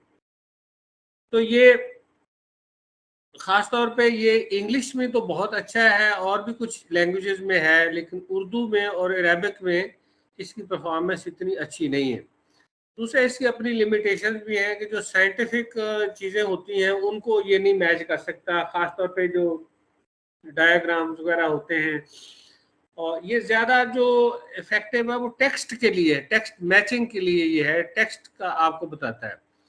और ये HEC के पास भी है, आपके पास इसकी एक्सेस नहीं होएगी, लेकिन आपके जो कॉलेजेस हैं जो कि BS प्रोग्राम ऑफर करते हैं तो किसी न किसी जो यूनिवर्सिटी है उसके साथ उनकी एफिलिएशन होती है, तो वहां से वो इसका एक्सेस ले सकते हैं। जमील मैं 1 मिनट में आपको कॉल करता हूँ, मैं कॉल। तो वो क्या करते हैं कि आप वहां से उसकी एक्सेस ले सकते हैं एज ए टीचर। तो आपके जो स्टूडेंट होंगे उन्होंने जो कोई असाइनमेंट आपको सबमिट करनी है या आपने अपना को पेपर लिखना है तो आप टर्निटिन पे डालेंगे, तो अगर वो बहुत बड़ी को फाइल नहीं है तो आपको 2 घंटे में 3 घंटे में वो उसकी पूरी जनाब रिपोर्ट आ जाती है कि आपका टेक्स्ट कहाँ से मैच करता है। लेकिन जो एक इम्पॉर्टेंट चीज इसके बारे में है कि ये जो है ये हेल्प करता है टीचर को ये डिटरमिन करने में कि आपका जो टेक्स्ट है वो कहाँ से मैच करता है और कहाँ से मैच नहीं करता। तो जो हमारे यहाँ भी पॉलिसी है हायर एजुकेशन कमीशन की है कि अगर ये 19% तक होता है टेक्स्ट मैच करता है, लेकिन किसी एक सोर्स से 5% से ज्यादा नहीं होना चाहिए, तो फिर हम इसको कहते हैं कि ये प्लेजरिज्म नहीं है, हम इसको टॉलरेट करते हैं, इसकी टॉलरेंस होती है। लेकिन अगर इससे ज्यादा होता है तो कहते हैं कि ये इन्होंने प्लेजराइज किया हुआ है। ठीक है जी, टर्निटिन के बारे में कोई क्वेश्चन है तो बता दें मुझे।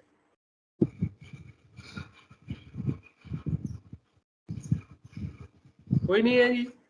नहीं है तो चलते हैं जी सर, इसमें एक है इसके अंदर। बताइए। जी, इसमें ये आप फरमा रहे हैं कि इंग्लिश में तो ये बहुत अच्छा है, लेकिन अरेबिक और उर्दू के अंदर पुअर है या कम है। तो इसका क्या सलूशन है सर? ये तो बड़े मसाइल है ना। उर्दू में भी अक्सर सब्जेक्ट उर्दू में उनके थीसिस होते हैं, आर्टिकल लिखे जाते हैं, तो इसमें तो प्लेजरिज्म का बहुत ज़्यादा फिर इन्वॉल्वमेंट हो जाएगी। उर्दू के लिए और हो टर्निटिव रही नहीं है। मैं आपको बताता हूँ, इंडिया ने जो है ना कुछ सॉफ्टवेयर बनाए हुए हैं इंडियंस ने, और वो जो है उसको आप सर्च करके यूज़ कर सकते हैं। और लेकिन ये है कि वो कोई इतना ऑथेंटिकेटेड नहीं है, लेकिन बहरहाल फिर भी आपको कुछ ना कुछ उससे से मैच मिल जाता है। अब मेरे पास उसका एग्जैक्ट रेफरेंस तो नहीं है, लेकिन आप इंटरनेट से सर्च कर सकते हैं, या आप जहाँ पे भी हैं वहाँ पे आपके कोई लाइब्रेरी के लोग हैं या आईटी के लोग हैं, वो आपको बता सकते हैं कि उर्दू के लिए कौन सा सॉफ्टवेयर है, तो वहाँ से आप वो ले सकते हैं। दूसरा ये कि इवन आप अगर जस्ट उसको गूगल करते हैं तो भी कुछ ना कुछ वो आपको मैच बता देता है कि ये कहाँ से जो है ना वो मैच कर रहा है। ये दो और सोर्स दूसरा आप फरमा रहे हैं कि बीएस के अंदर इसको असाइनमेंट वगैरह में स्टूडेंट की या अपने आर्टिकल के हवाले से ये इसको यूज़ कर सकते हैं मुतल्लिका यूनिवर्सिटी के। अब यूनिवर्सिटी में तो ये अपनी सतह पे है, लेकिन हमारे कॉलेजेस को तो उन्होंने कोई इस तरह की एक्सेस नहीं दी हुई। हमारे यहाँ असाइनमेंट बच्चे का मैं आपको बताता हूँ ना कि आप उन्हें लिखेंगे ना। जी जी, यही तो हमारे यहाँ मसला है, खुद कोई नहीं देगा।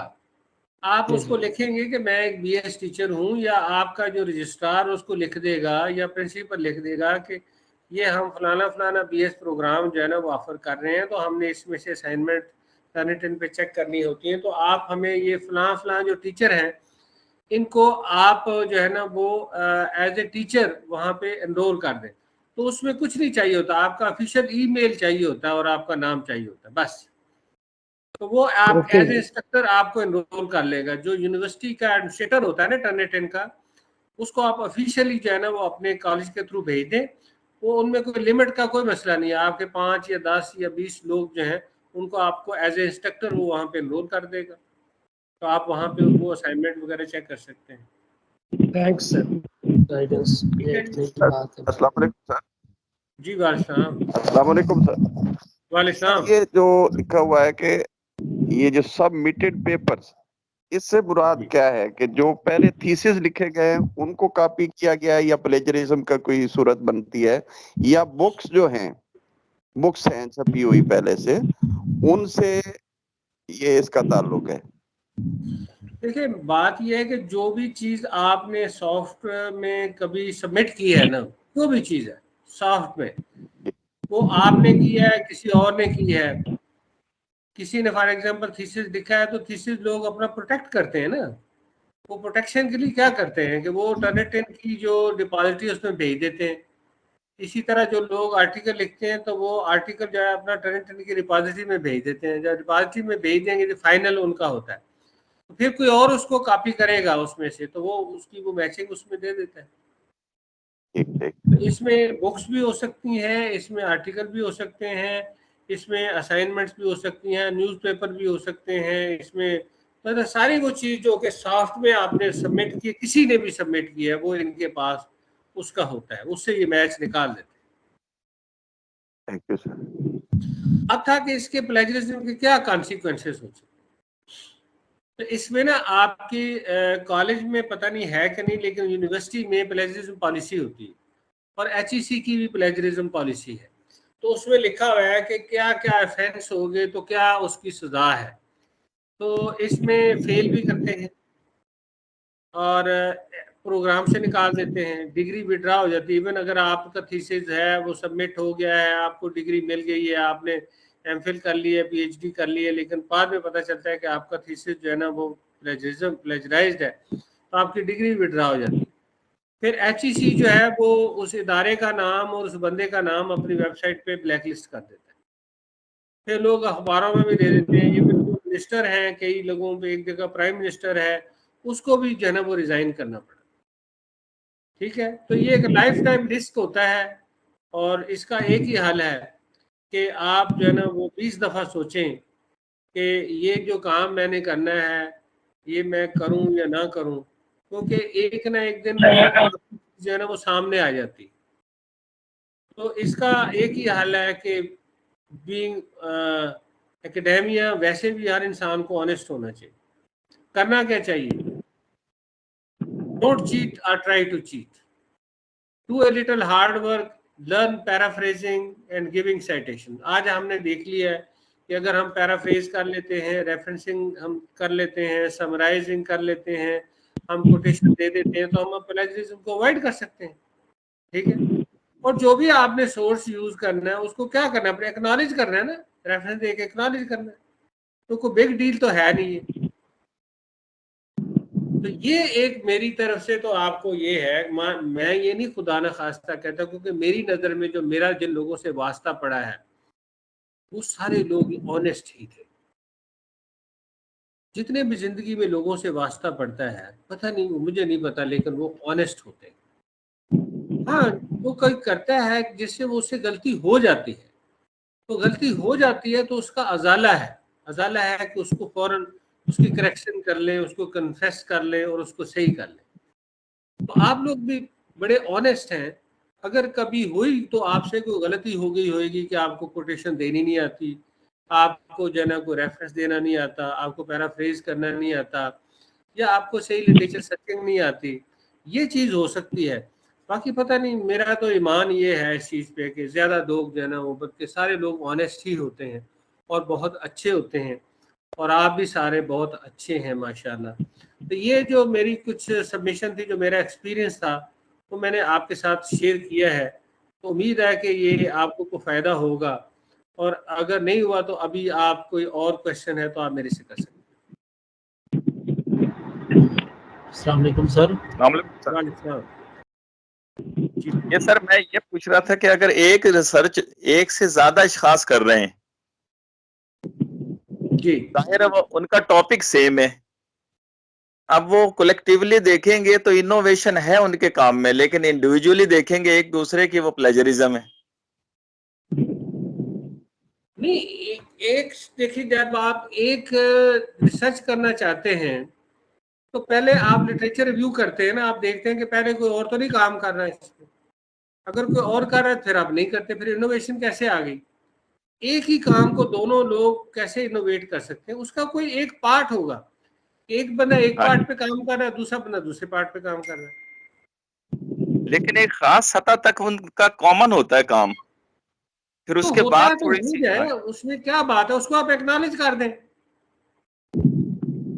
ठीक ये दो लफ्ज लिखने में क्या हर्ज है कि जी one of the professor is also doing this. Even आपका जो थीसिस होता है, जब आप उसमें से आर्टिकल पब्लिश करते हैं तो आप उसमें लिखते हैं कि this article is based on my research done for the university फलानी under the thesis title this. यानी अगर एक्नॉलेज कर लें तो फिर ये इस जिम्मे में नहीं आएगा वो प्लेजरिज्म में। नॉलेज ऑनेस्टली कर लेना, मैं बात सिर्फ ईमानदारी की है, बात सिर्फ ईमानदारी की।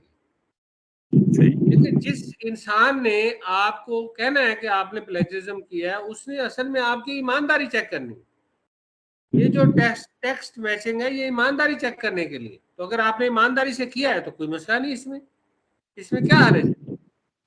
देखिए ना, एक्नॉलेज कर रहे हैं आप ये कर रहे हैं कि प्रोफेसर राशिद जो है ना वो भी इसी टॉपिक पे कर रहा है, तो आपसे फिर लेकिन ये तो क्वेश्चन होगा कि आप फिर क्यों कर रहे हैं जब वो कर रहे हैं, ये भी एक क्वेश्चन आता है।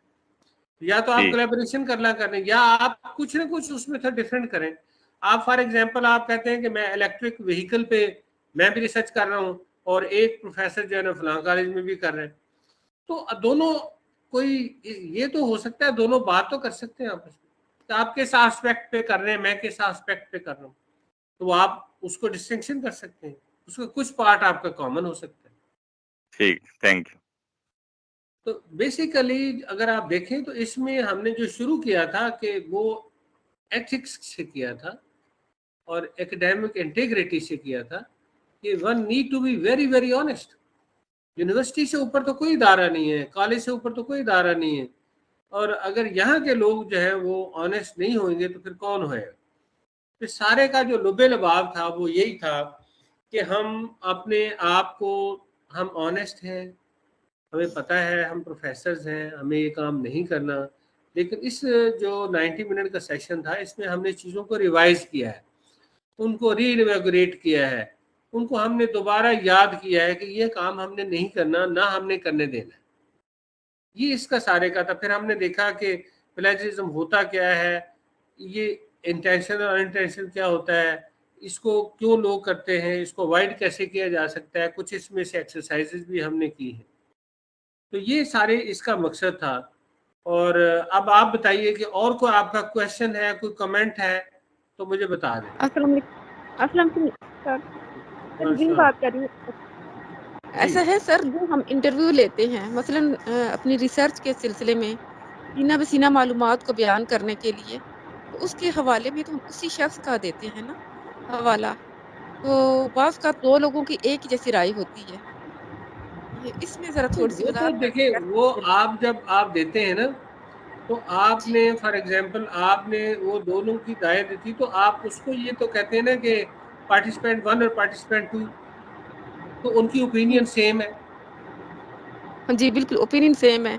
हाँ, जी, तो सही। इसमें कोई हर्ज नहीं है, सेम हो सकती है। ठीक है। फिर अगर आप फॉर एग्जांपल अगर आपने बहुत से लोगों का किया, आपने फॉर एग्जांपल 400 लोगों का किया है, तो जो 400 लोग हैं उनका आप एविडेंस ये देते हैं कि वो कहाँ से आपने सिलेक्ट किए थे, क्या वो कोई यूनिवर्सिटी स्टूडेंट थे, या वो कॉलेज के स्टूडेंट थे, या वो पार्टिसिपेंट थे, वो लाहौर से थे, मुल्तान से थे, भावलपुर से थे, कहाँ से थे, किस एज के थे, कितने लोग थे, और उनकी जो आपने जो फिर क्वेश्चनर होता है वो आप देते हैं। फिर आप उसकी आउटपुट देते हैं कि उनमें से इतने परसेंट ने ये कहा, इतने परसेंट ने ये कहा। सही, ठीक है जी। ठीक है जी। जी, शुक्रिया।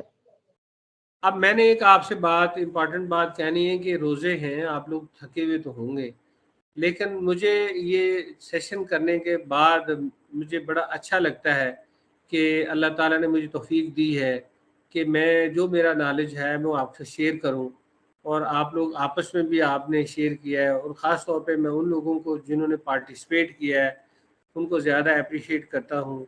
आपके लिए मेरी दुआ है, अल्लाह ताला आपको खुश रखे, आपके रोज़े कबूल फरमाए, और आपको इस दुनिया में भी अजर दे और आखिरत में भी अजर दे।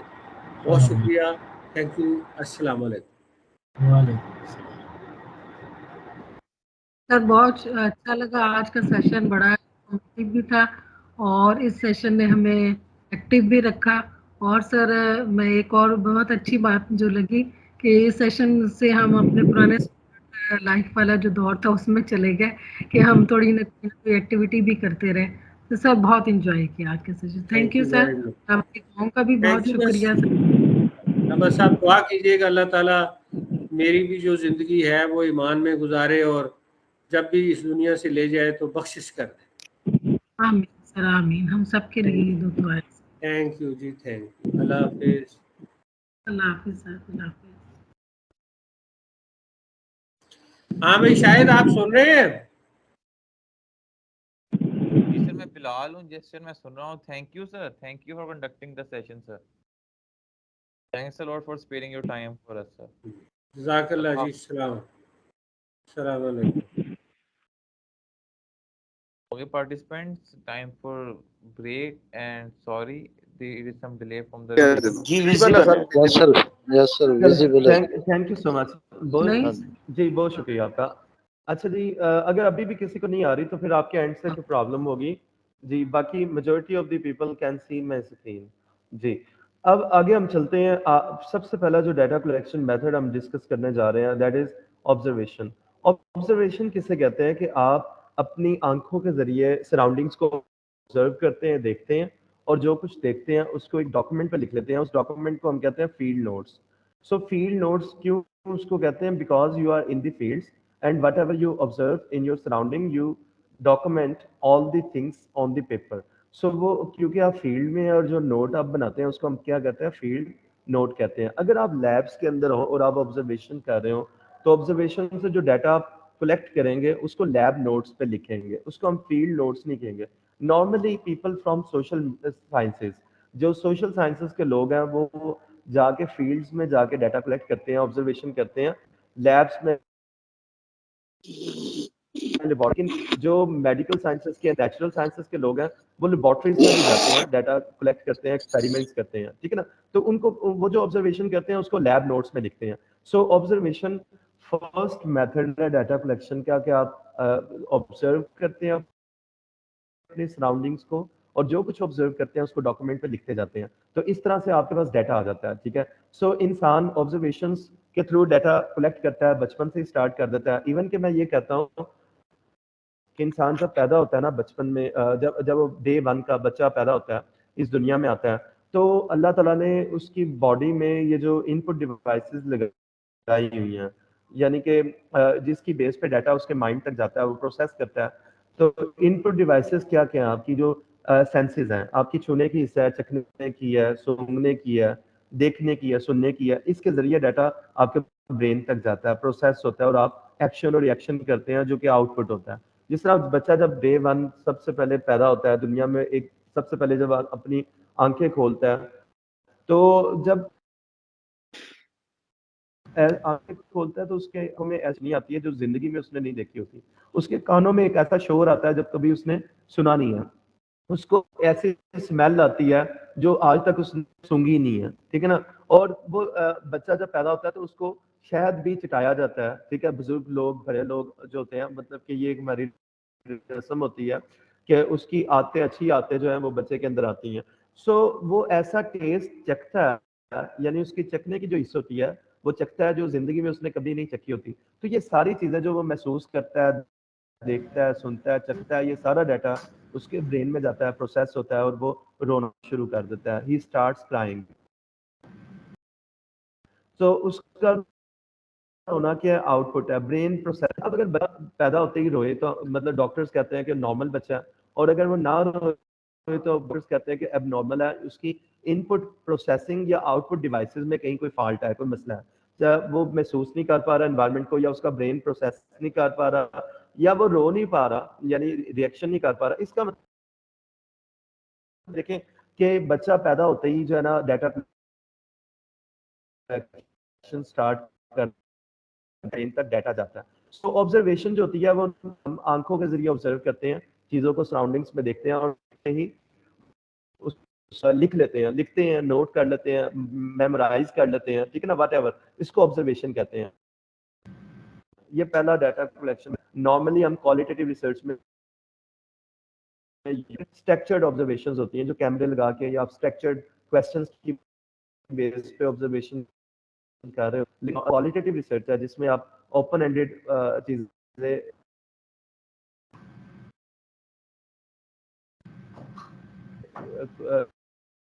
ऑब्जर्वेशन जो है बहुत बड़ा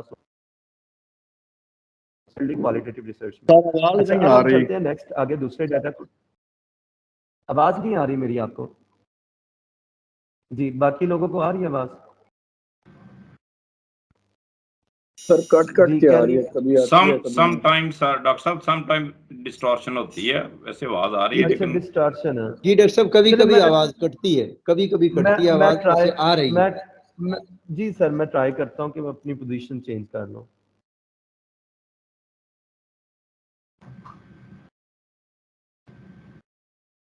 Okay, audience, we are discussing the second method for the collection of data, which is focus group discussion.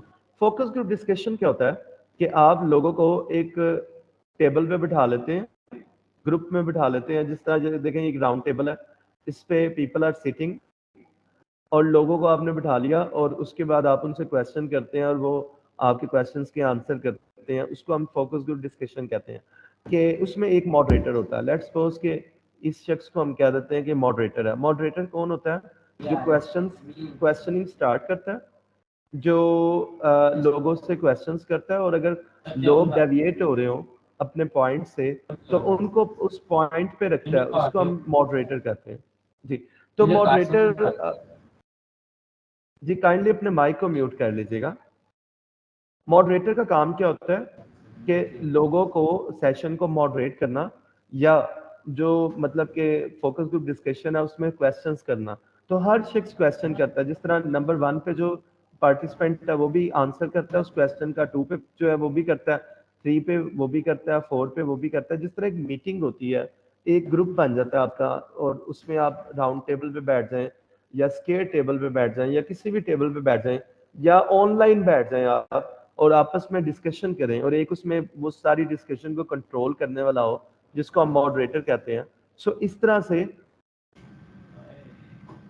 आप डाटा कलेक्शन मेथड को हम फोकस ग्रुप डिस्कशन कहते हैं। अच्छा, ये फोकस ग्रुप डिस्कशन की वीडियो मैं आपसे शेयर करना चाह रहा हूँ, प्रैक्टिकली आपको दिखाता हूँ फोकस ग्रुप डिस्कशन कैसे करते हैं। So this is the video and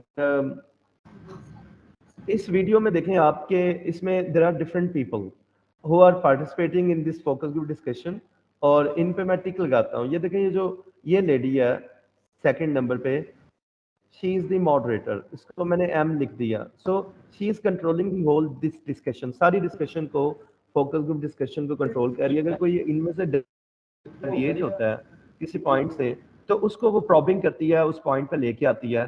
तो इस तरह से ये फोकस ग्रुप डिस्कशन है। इससे भी आप क्या करते हैं, डाटा कलेक्ट करते हैं। ये जो फोकस ग्रुप डिस्कशन होती है इसको हम रिकॉर्ड भी कर सकते हैं, और इस पे जो डिस्कशन हुई होती है उसको हम डॉक्यूमेंट भी कर सकते हैं, लिख सकते हैं, ट्रांसक्राइब कर सकते हैं।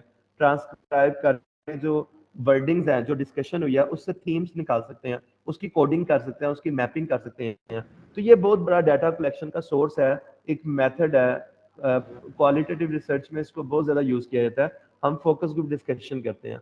सो फोकस ग्रुप डिस्कशन एक सेकंड मेथड जो हमने डिस्कस किया इन दिस सेशन के, फर्स्ट हमने डिस्कस किया ऑब्जर्वेशन और सेकंड हमने डिस्कस किया फोकस ग्रुप डिस्कशन।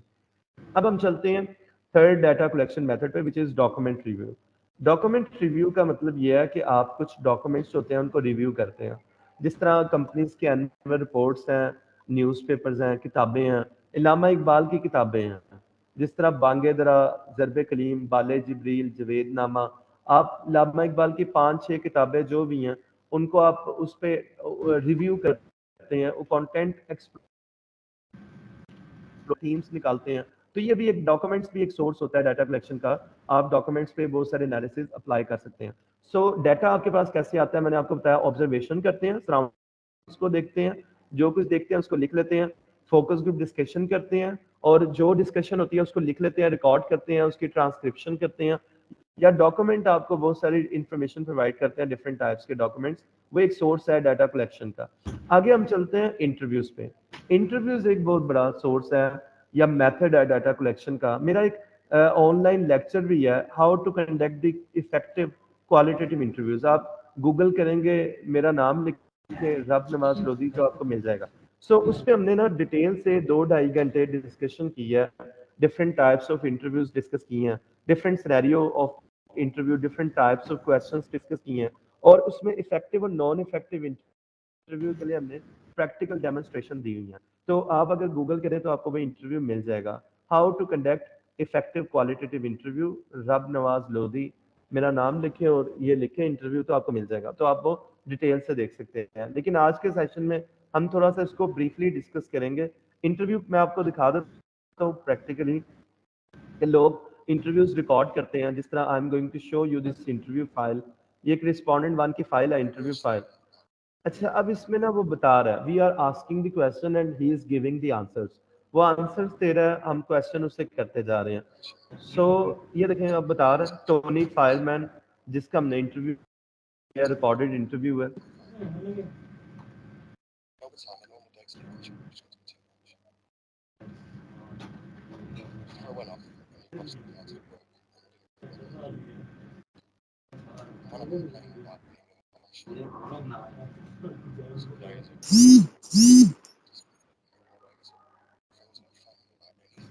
अच्छा, अब देखें, मैं थोड़ा सा वीडियो आगे किया है, इस पर्पस के लिए आगे किया। देखें उसका फेशियल एक्सप्रेशन भी हम एज अ रिसर्चर देखते हैं कि उसके बॉडी विच क्या है, उसका फेशियल एक्सप्रेशन इरिटेटिंग तो नहीं है, या है तो क्यों है।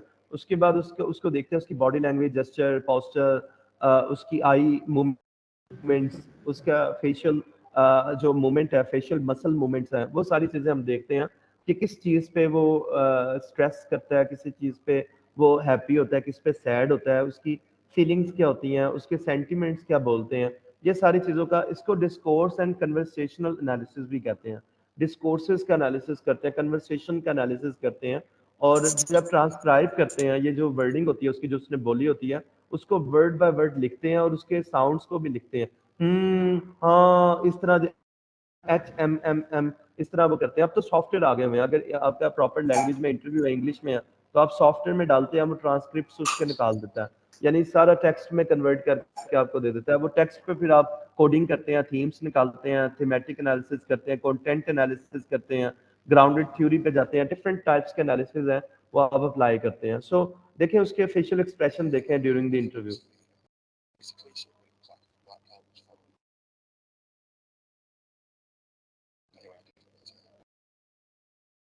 देखिए उसके हैंड्स की मूवमेंट्स को भी देखते हैं, और जो उसकी मूवमेंट्स है, बॉडी लैंग्वेज है, वो बहुत सारी चीज़ें रिफ्लेक्ट करती है। तो बीइंग अ रिसर्चर आप फिर अगर क्वालिटेटिव रिसर्च कर रहे हैं पर्टिकुलरली, तो फिर आप डेप्थ स्टडी करते हैं और मतलब कि उसको डिटेल से देखते हैं उस इंटरव्यू को कि वो कहना क्या चाह रहा है, क्या कह रहा है, किस बात को छुपा रहा है, किस बात को डिस्कस कर रहा है। सो इंटरव्यू भी एक डाटा कलेक्शन का एक मेथड है।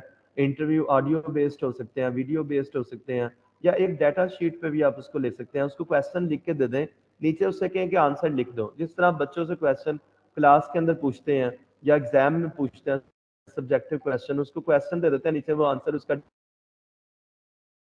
डिटेल से लिखता है। तो ऐसा भी इंटरव्यू हम कंडक्ट कर सकते हैं। आगे नेक्स्ट डाटा कलेक्शन का मेथड ब्लॉग्स और वेब ब्लॉग्स। जब से ये इंटरनेट आया ना, लोगों ने ब्लॉग्स वगैरह लिखने शुरू कर दिए हैं। लोग लिखते हैं इंटरनेट के ऊपर, और बहुत सारी ब्लॉगर्स की वेबसाइट्स हैं, कंटेंट राइटर्स की वेबसाइट है जो उनको पैसे देती हैं कि इस टॉपिक पे लिखें, और वो उसको पब्लिश करती हैं मतलब कि अपनी वेबसाइट पे, और वो पेमेंट मिलती है, ब्लॉग राइटर्स को पैसे मिलते हैं।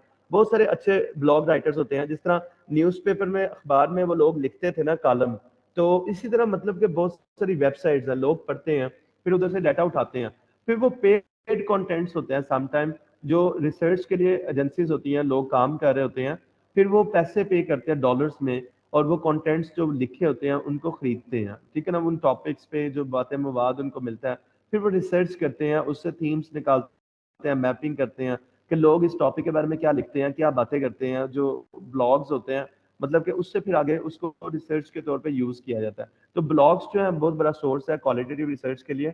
हम बहुत सारे कंटेंट्स उसमें से एक्सप्लोर करते हैं, जिस तरह यूक्रेन और रशिया की जो जंग हुई, ठीक है, अटैक्स हुए यूक्रेन के ऊपर, अब इस पे पॉजिटिव ब्लॉग्स भी अवेलेबल है, नेगेटिव ब्लॉग्स भी अवेलेबल है। अगर कोई बंदा इस पे रिसर्च करता है तो वो जाएगा इंटरनेट पे और बहुत सारे ब्लॉग्स उसको मिल जाएंगे, बहुत सारे फ्री ऑफ कॉस्ट मिल जाएंगे ब्लॉग्स, और बहुत सारे ऐसे होंगे जिसपे करनी पड़ेगी। तो ये भी डाटा कलेक्शन का एक सोर्स है आपके पास, और क्वालिटेटिव रिसर्च में बहुत ज्यादा यूज किया जाता है। आगे चलते हैं हम। काइंडली माइक म्यूट कर लीजिएगा जी, आपकी आवाज है। सही है। ये काम नाम भी बना सीधा पे याद नहीं कर दे रहे। चलो ठीक है, मेहरबानी, शुक्रिया। हाँ जी, चलो जी, शुक्रिया, मेहरबानी। आजम फारूकी साहब।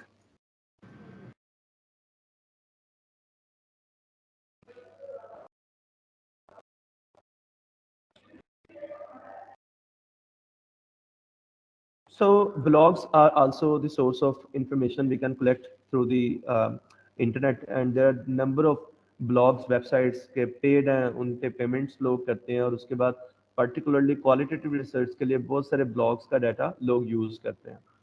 Then we are going to discuss another source of qualitative data, which is images or pictures. तस्वीरें कहते हैं कि बहुत सारी ऐसी चीज़ें डिपिक्ट करती हैं, बोलती हैं तस्वीरें, बहुत सारे थीम्स बताती हैं, ठीक है। और वो कहते हैं कि आ पिक्चर मतलब कि एक तस्वीर जो होती है 1000 वर्ड्स आप बोलें, उसकी बजाय आप एक पिक्चर दिखा दें तो पिक्चर का इम्पैक्ट ज़्यादा आता है। तो जो तस्वीरें होती हैं उस पर लोग रिसर्च करते हैं, और इस पे इसको एज अ डाटा कलेक्शन का सोर्स यूज़ करते हैं, और तस्वीरों के ऊपर कंटेंट एनालिसिस करते हैं, पिक्चर्स के ऊपर थीमेटिक एनालिसिस करते हैं, थीम्स निकालते हैं, पिक्चर्स के डिफरेंट एरियाज को सिलेक्ट करते हैं, उनमें से थीम्स निकालते हैं, उसकी मैपिंग करते हैं, उसकी बैकग्राउंड इन्फॉर्मेशन लिखते हैं, और कंटेक्चुअल इन्फॉर्मेशन के साथ वो जो पर्टिकुलर थीम है उसको लिंक करते हैं। तो बहुत सारी चीज, बहुत सारी रिसर्च होती है तस्वीरों के ऊपर। हम क्वालिटेटिव रिसर्च में इसको बहुत ज़्यादा यूज़ करते हैं। अच्छा, इसके बाद हम आगे चलते हैं, पिक्चर्स के बाद इमेजेस पे, और सॉरी उस पे ईमेल्स पे। ईमेल्स बहुत बड़ा सोर्स है डाटा कलेक्शन का। लोग ईमेल्स करते हैं और वो सारा रिकॉर्ड होता है। सॉफ्टवेयर आगे हम यूज़ करते हैं एनवीवो या मैक्स क्यूडीए या एटलस टीआई, तो ईमेल्स जो डाटा जितना आउटलुक से वो आप सारा इंपोर्ट कर सकते हैं उनके अंदर सॉफ्टवेयर में, और उसके ऊपर डिफरेंट टाइप्स के एनालिसिस रन कर सकते हैं। इस तरह डायरीज बहुत बड़ा सोर्स है, लोग अपनी पर्सनल डायरीज लिखते हैं, तो वो डायरीज जो होती हैं उससे बहुत सारी इंफॉर्मेशन मिलती है, डाटा मिलता है। तो रिसर्चर को जो पर्टिकुलरली बायोग्राफी लिखते हैं, ऑटोबायोग्राफी लोग लिखते हैं, अपने ऊपर खुद किताब लिखते हैं या लोग उन पर किताब लिखते हैं, तो लोगों की फिर डायरीज यूज करते हैं, उनकी लाइफ के जो इवेंट्स हैं क्रोनोलॉजिकली उसको डिवाइड करते हैं डिफरेंट स्पैन ऑफ टाइम में, कि बचपन था, जवानी थी, बुढ़ापा था, बचपन में उस बंदे ने क्या क्या काम क्या हुए, बुरे काम क्या हुए, अच्छे कामों के एंटीसीडेंट्स क्या थे, कॉन्सिक्वेंसेस क्या थे, बुरे कामों के एंटीसीडेंट्स क्या थे, कॉन्सिक्वेंसेस क्या थे, उसका क्या उसकी लाइफ पे इम्पैक्ट आया, फिलॉसफी ऑफ लाइफ कैसे बदली, उसकी मीनिंग ऑफ लाइफ क्या है, ये पूरी लोग किताबें लिखते हैं जिंदगी में। तो उसके लिए रिसर्चर यूज करते हैं डायरीज, लोगों की जो पर्सनल डायरीज है उसको बहुत ज्यादा यूज करते हैं। इस तरह आगे देखें मिनट्स ऑफ द मीटिंग, ये बहुत बड़ा डाटा का सोर्स है।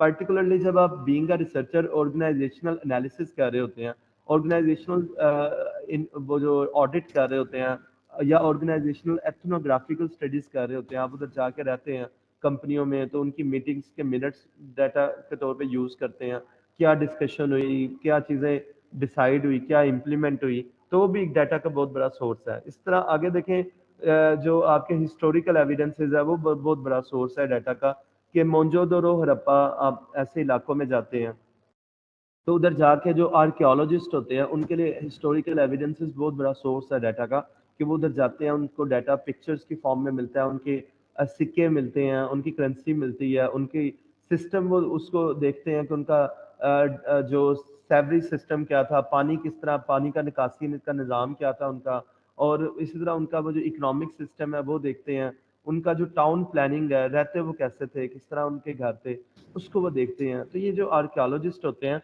हिस्टोरिकल एविडेंसेस बहुत ज़्यादा कलेक्ट करते हैं, ठीक है ना। मैं सिंध में एक ट्रेनिंग करवाने गया शाह अब्दुल लतीफ़ यूनिवर्सिटी खैरपुर में, तो वो मैं सैर के लिए लेके गए जो एक सेशन के बाद ना, मतलब कि हम सैर के लिए गए बहुत दूर, और वहाँ इस तरह लग रहा था जैसे समुंदर था एक वक्त में, तो पहाड़ ही पहाड़ थे लेकिन वो खुश्क हो चुके हुए थे, ख़त्म हो गया था समुंदर, और उसके ऊपर उन्होंने दिखाया मोहम्मद बिन कासिम की मस्जिद बनी हुई थी। तो उन्होंने बताया जब मोहम्मद बिन कासिम आए थे सिंध में तो उस वक्त की वो मस्जिद कायम है, और बड़ी दूर से उन्होंने दिखाई वो पहाड़ पे जो मस्जिद है ना, ये मोहम्मद बिन कासिम ने तमीर करवाई थी।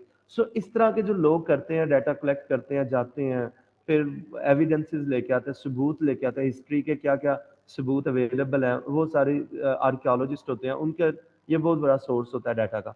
आगे देखिए आजकल के दौर में वेबसाइट बहुत बड़ा सोर्स है डाटा का, लोग वेबसाइट्स का कंटेंट एनालिसिस करते हैं। मेरे पास एक स्टूडेंट आई है एमफिल की, उसने कहा सर मैंने हॉस्पिटैलिटी मैनेजमेंट पे काम करना है, तो मैंने कहा करें, तो उन्होंने कहा सर मैंने डाटा पता है कहाँ से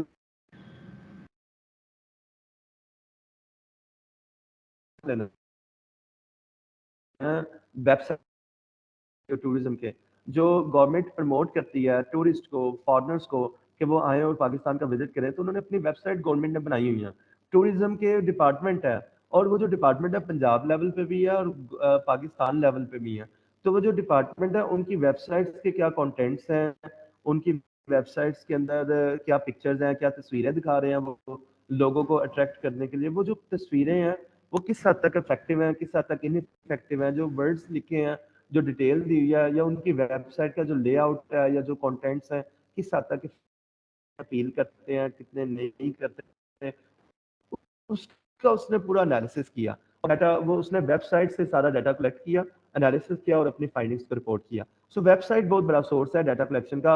आप हायर एजुकेशन की वेबसाइट्स में आप जो ये जो HEC है उसकी वेबसाइट पर जाके जितनी यूनिवर्सिटीज की वेबसाइट है आप उनका एनालिसिस कर सकते हैं, यूनिवर्सिटीज के विजन मिशन का एनालिसिस कर सकते हैं, उस पर थीमेटिक एनालिसिस कर सकते हैं, यूनिवर्सिटी के ऑब्जेक्टिव्स का, यूनिवर्सिटी प्रोग्राम्स का एनालिसिस कर सकते हैं। वेबसाइट्स पे इतना डाटा आपका पड़ा हुआ है तो आप उस पर भी रिसर्च कर सकते हैं। आगे चलते हैं data from social media. Data from social media का मतलब है फेसबुक, ट्विटर, लिंक्डइन, यूट्यूब, इतना ज्यादा डाटा है, और इसको हम कहते हैं यूजर जनरेटेड कंटेंट्स, कि यूजर खुद ही जनरेट करता है कंटेंट्स, खुद ही शेयर करता है, खुद ही पढ़ते हैं लोग। तो यूजर जनरेटेड कंटेंट्स इतने ज्यादा अवेलेबल हैं कि हर बंदे को हमने अथॉरिटी दे दिया कि आप मीडिया चैनल अपना बना सकते हैं। फेसबुक भी मीडिया चैनल है, अपना वो चैनल बना, अपना फेसबुक अकाउंट बनाता है, अपनी वीडियो शेयर करता है, कहीं सैर व तफरी करने गया उधर की वीडियो शेयर की, पिक्चर्स लगाई, कोई इवेंट है, बर्थडे पार्टी है, शादी है, इवेंट है, कोई ट्रेनिंग वर्कशॉप है, कोई कॉन्फ्रेंस है, कोई इवेंट, कोई यूनिवर्सिटी कॉलेज में कोई गैदरिंग है, उसकी तस्वीरें लगाई। अब वो जितनी तस्वीरें, जितनी वीडियोस और जितने कंटेंट्स, कमेंट्स वगैरह लिखे जाते हैं, वो यूजर खुद ही जनरेट करता है वो सारा डाटा, और रिसर्चर उसको यूज करते हैं रिसर्च पर्पसेस के लिए। ट्विटर को यूज करते हैं, जो लोग ट्वीट करते हैं, लिंक्डइन को करते हैं, यूट्यूब को करते हैं। मेरा एक दोस्त है, उसने यूट्यूब से डाटा कलेक्ट किया, और जो ट्रम्प की स्पीचेस हैं, जो डोनाल्ड ट्रम्प जब वो आया था, प्रेसिडेंट था, तो उसने अपनी स्पीचेस में जो जो बातें की थी उस पर उसने एनालिसिस किया। उसकी फील्ड मीडिया मैस कम्युनिकेशन थी, तो उसने उसकी स्पीचेस को यूज किया। इसी तरह वो सारा डाटा उसने यूट्यूब से लिया। अच्छा, इसी तरह हमने एक रिसर्च की, ट्विटर को यूज किया। हमने रिसर्च की, लॉन्गिट्यूडिनल स्टडी की थी, नेटनोग्राफी अप्लाई की थी, और इंटरनेट से सारा डाटा लिया था, यानी ट्विटर से लिया था। कैसे लिया? जब कोविड आया 2000 की बात है, यानी कि 2000 जब पाकिस्तान में आया कोविड-19, तो 2000 की बात है, अप्रैल की बात है, मार्च अप्रैल की। तो अप्रैल में हमने डाटा कलेक्ट किया 3-4 कंट्री से, ईरान से, साउथ कोरिया से, इटली से और चाइना से। हमने उन लोगों के ट्वीट्स लिए, 50-50 हज़ार का सैंपल लिया, जो ट्वीट वो करते हैं लोग, उनके ट्वीट्स लिए, और उस ट्वीट्स पे हमने सेंटिमेंट एनालिसिस अप्लाई किया। ठीक है ना? सेंटिमेंट एनालिसिस होता है कि आप लोगों की जो वर्ड्स होते हैं उसमें पॉजिटिव और नेगेटिव फीलिंग्स को निकालते हैं। ये डाटा माइनिंग की एक टेक्निक है, टेक्स्ट माइनिंग की, और इसमें मेरी वीडियो एक अवेलेबल है। आप अगर गूगल करेंगे ना, सेंटिमेंट एनालिसिस यूजिंग एनवीवो सॉफ्टवेयर, तो आपको मिल जाएंगी। तो आप सॉफ्टवेयर में डाटा डालते हैं, और थाउजेंड्स मिलियंस के अंदर डाटा आपका होता है, और सॉफ्टवेयर आपको बता देता है कि लोग पॉजिटिव कौन सी बातें कर रहे हैं, नेगेटिव कौन सी बातें कर रहे हैं, पॉजिटिव कितने लोग बातें कर रहे हैं, नेगेटिव कितने, और मिक्स्ड कितने लोग बातें कर रहे हैं। सो सेंटिमेंट एनालिसिस के फीलिंग्स, उनके सेंटिमेंट्स, वो चीज़ों का एनालिसिस भी आप टेक्स्ट की बेस पे कर सकते हैं। मवाद उसमें डाल दें सॉफ्टवेयर में, वो आपको निकाल के एनालिसिस करके दे देगा। तो ये कैसे करते हैं, मैंने इस पर पूरी वीडियो बनाई हुई है सॉफ्टवेयर के जरिए, इसकी रिकॉर्डेड वीडियो अवेलेबल है। अच्छा, अब देखें, जो सोशल मीडिया के अकाउंट्स हैं, उस पर हमने फिर सेंटिमेंट एनालिसिस अप्लाई किया कि कोविड के बारे में लोग क्या कहते हैं। और अब हमने ना 2022 के अंदर दोबारा डाटा कलेक्शन स्टार्ट कर देना, ये इसमें अप्रैल में आके ट्विटर से ही डाटा कलेक्ट करना है। अप्रैल आ गया, बस आजकल हम इसको प्लान कर रहे हैं। सो हम दोबारा से इन्हीं चारों कंट्री से डाटा लेंगे और कंपैरिजन करेंगे कि 2020 में लोग क्या कहते थे कोविड के बारे में, उनके सेंटिमेंट्स क्या थे। और आज यकीन जाने मैंने ये स्टेटमेंट्स लोगों को बोलते हुए सुनी है, वो कहते हैं थैंक्स टू कोविड, इस तरह के वर्ड बोलते हैं लोग, यानी कोविड के बारे में। वो कहते हैं कोविड ना सिर्फ थ्रेट था, बल्कि एक अपॉर्चुनिटी थी।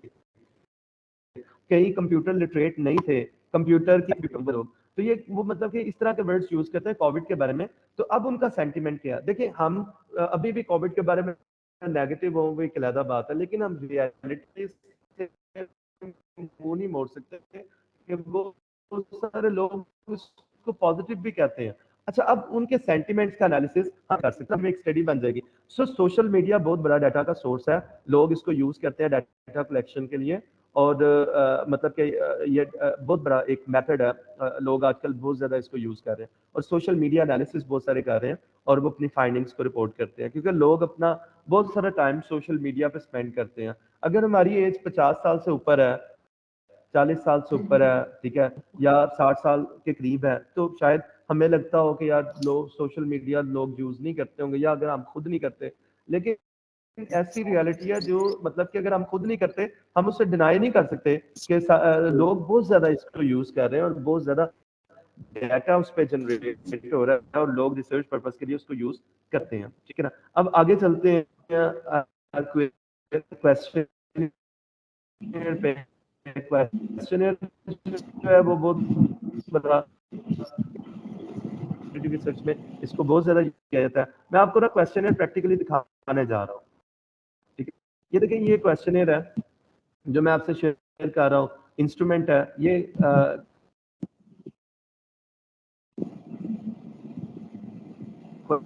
क्वेश्चनर है, इस पे आप इलेक्शन के लिए जाते हैं तो आपकी इंस्टीट्यूशन को रिप्रेजेंट करते हैं। आप कवर लेटर के बाद ना तो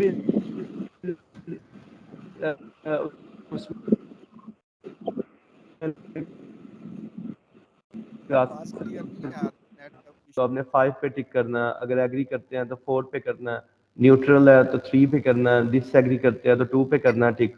और इसी तरह अगर स्ट्रांगली डिसएग्री करते हैं तो 1 पे करना है। तो आपने इंस्ट्रक्शन भी दे दी। और ये देखिए नीचे आप सेट ऑफ क्वेश्चंस पूछते हैं और उसके बाद लोग आपको रिस्पॉन्स करते हैं, आगे से कोई एग्री करता है, कोई डिसएग्री करता है। तो ये क्वेश्चनर है बेसिकली। ये क्वेश्चनर आप यूज करते हैं डाटा कलेक्शन के लिए और पर्टिकुलरली क्वांटिटेटिव रिसर्च में, क्योंकि इनको आप क्वांटिफाई करते हैं। जो 1 2 3 है ये कोडिंग है सारी ना, एग्री डिसएग्री, इसको एसपीएसएस सॉफ्टवेयर में लेके जाते हैं या किसी भी दूसरे सॉफ्टवेयर में ले जाके इसके ऊपर फिर सॉफ्टवेयर का एनालिसिस अप्लाई करते हैं, टेस्ट अप्लाई करते हैं, स्टैटिस्टिक्स अप्लाई करते हैं, मतलब कि डिस्क्रिप्टिव स्टैटिस्टिक्स या इन्फ्रेंशियल स्टैटिस्टिक्स, इसमें ग्राफ अप्लाई करते हैं, चार्ट्स अप्लाई करते हैं। तो ये बेसिकली डाटा कलेक्शन का एक और मेथड है जिसको हम क्वेश्चनर कहते हैं। तो क्वेश्चनर बहुत बड़ा मेथड है, मतलब पर्टिकुलरली क्वांटिटेटिव रिसर्च में लोग क्वेश्चनर के जरिए डाटा कलेक्ट करते हैं। सो क्वेश्चनर डिस्कस करने के बाद लास्ट जो सोर्स है हमने डिस्कस करना आज के सेशन में, that is survey on the secondary archival record. Secondary archival record का मतलब क्या होता है कि सेकेंडरी डाटा होता है आपके पास, रिकॉर्ड होता है इंटरनेट पे जो आप यूज करते हैं, यानी सेकेंडरी डाटा होता है। तो बहुत सारा data state bank of Pakistan की वेबसाइट पे पड़ा है, स्टैटिस्टिकल ब्यूरो के वेबसाइट पे पड़ा है, इतना ज्यादा डाटा पड़ा है, आप उसको यूज करते हैं रिसर्च पर्पस के लिए। वो आपने खुद नहीं कलेक्ट किया होता, वो आपकी फर्स्ट हैंड इंफॉर्मेशन नहीं होती, but this is the second hand information. कि आप जो है वो मतलब कि जो अदारे हैं वो कलेक्ट करके उसको इंटरनेट पे डाल देते हैं, स्टैटिस्टिकल ब्यूरो वो उस पर डाल देती है अपने वेबसाइट पे, तो आप उनसे वो उसको एक्सेस कर सकते हैं, या कुछ डाटा जो होता है आप ऑन रिक्वेस्ट उनसे ले सकते हैं, ठीक है ना। सो ऐसे डाटा को सेकेंडरी आर्काइवल रिकॉर्ड कहते हैं। इसकी एग्जांपल मैं आपसे शेयर करने जा रहा हूँ। हम डाटा कलेक्ट करेंगे उधर से वर्ल्ड डेवलपमेंट इंडिकेटर से, वर्ल्ड डेवलपमेंट इंडिकेटर्स। मेरे वेबसाइट पे आके ना WDI लिखा, वर्ल्ड डेवलपमेंट इंडिकेटर्स, ये WDI की वेबसाइट आ गई, डाटा बैंक आ गया। ये वर्ल्ड बैंक का डाटा, ठीक है ना। वर्ल्ड बैंक ने पूरी दुनिया से जो डाटा कलेक्ट किया हुआ है वो एक ही जगह पे उन्होंने रखा हुआ है। अब हम अपने पाकिस्तान का डाटा इधर से उठा लेते हैं कि पाकिस्तान के बारे में क्या फैक्ट्स हैं, क्या डाटा, क्या इंफॉर्मेशन है, क्या मतलब इंडिकेटर्स क्या शो कर रहे हैं। तो वो सारा डाटा हम इधर से ले सकते हैं। इसमें वो ये कि आपको तीन बातें जो है, तीन इंफॉर्मेशन प्रोवाइड करनी पड़ेंगी। मैं इसको मैग्नीफाई करता हूँ ताकि आपको थोड़ा ज्यादा अच्छे तरीके से क्लैरिटी हो, नजर आए। ये देखिए तीन चीजें वो कह रहा है कि कंट्री सेलेक्ट करें। पहली तो बात है कंट्री सेलेक्ट करें। दूसरी बात है कि कंट्री के बाद आप सिलेक्ट करें सीरीज। तीसरा आप टाइम सेलेक्ट करें। और डेटाबेस कहता है मेरे पास ना मतलब कि 85 अवेलेबल है। हम कहते हैं चले 85 को देख लेते हैं, कंट्री सेलेक्ट करते हैं। तो कंट्री हमारी है पाकिस्तान, तो इधर से हम आके इधर पाकिस्तान को सिलेक्ट करते हैं कंट्री। ये पाकिस्तान आ गया। इसको मैंने सेलेक्ट करने के बाद ऊपर जाके कंट्री को मैंने कोलैप्स कर दिया। अब मैं सीरीज को एक्सपेंड कर रहा हूँ। सीरीज का मतलब है वेरिएबल, जो वेरिएबल का डाटा आप कलेक्ट करना चाहते हैं। अब वो कहते हैं अवेलेबल वेरिएबल है 1443, 1443 वेरिएबल अवेलेबल है। और ये वेरिएबल कौन से हैं? इसमें इलेक्ट्रिसिटी से रिलेटेड डाटा है, इसमें पॉपुलेशन से रिलेटेड डाटा है, सोशियोलॉजी से रिलेटेड डाटा है, जेंडर साइंसेस से रिलेटेड डाटा है, इसमें इकोनॉमिक्स से रिलेटेड डाटा है, इसमें एनवायरमेंटल साइंसेस से रिलेटेड डाटा है। इतना डाटा है, सेकेंडरी डाटा, बहुत सारे सब्जेक्ट से रिलेटेड डाटा है। तो हम कहते हैं यार हमें सारा ही दे दो। तो टिक पे सिलेक्ट ऑल पे क्लिक किया, 1400 वेरिएबल अवेलेबल है, सिलेक्टेड 1400 सारे के सारे सिलेक्ट कर लिए हमने। इसको ऊपर किया, कोलैप्स किया। अब दोबारा टाइम को एक्सपेंड करते हैं। उन्होंने कहा पाकिस्तान का ना 61 सालों का डाटा अवेलेबल है, टाइम पीरियड जो है। हमने कहा यार सारे का सारे ही दे दो। टाइम को एक्सपेंड किया और टाइम को क्लिक ऑल को चेक ऑल को सिलेक्ट किया। तो 2020 तक का हमने डाटा सेलेक्ट कर लिया। हमने कहा सारा डाटा हमें दे दो।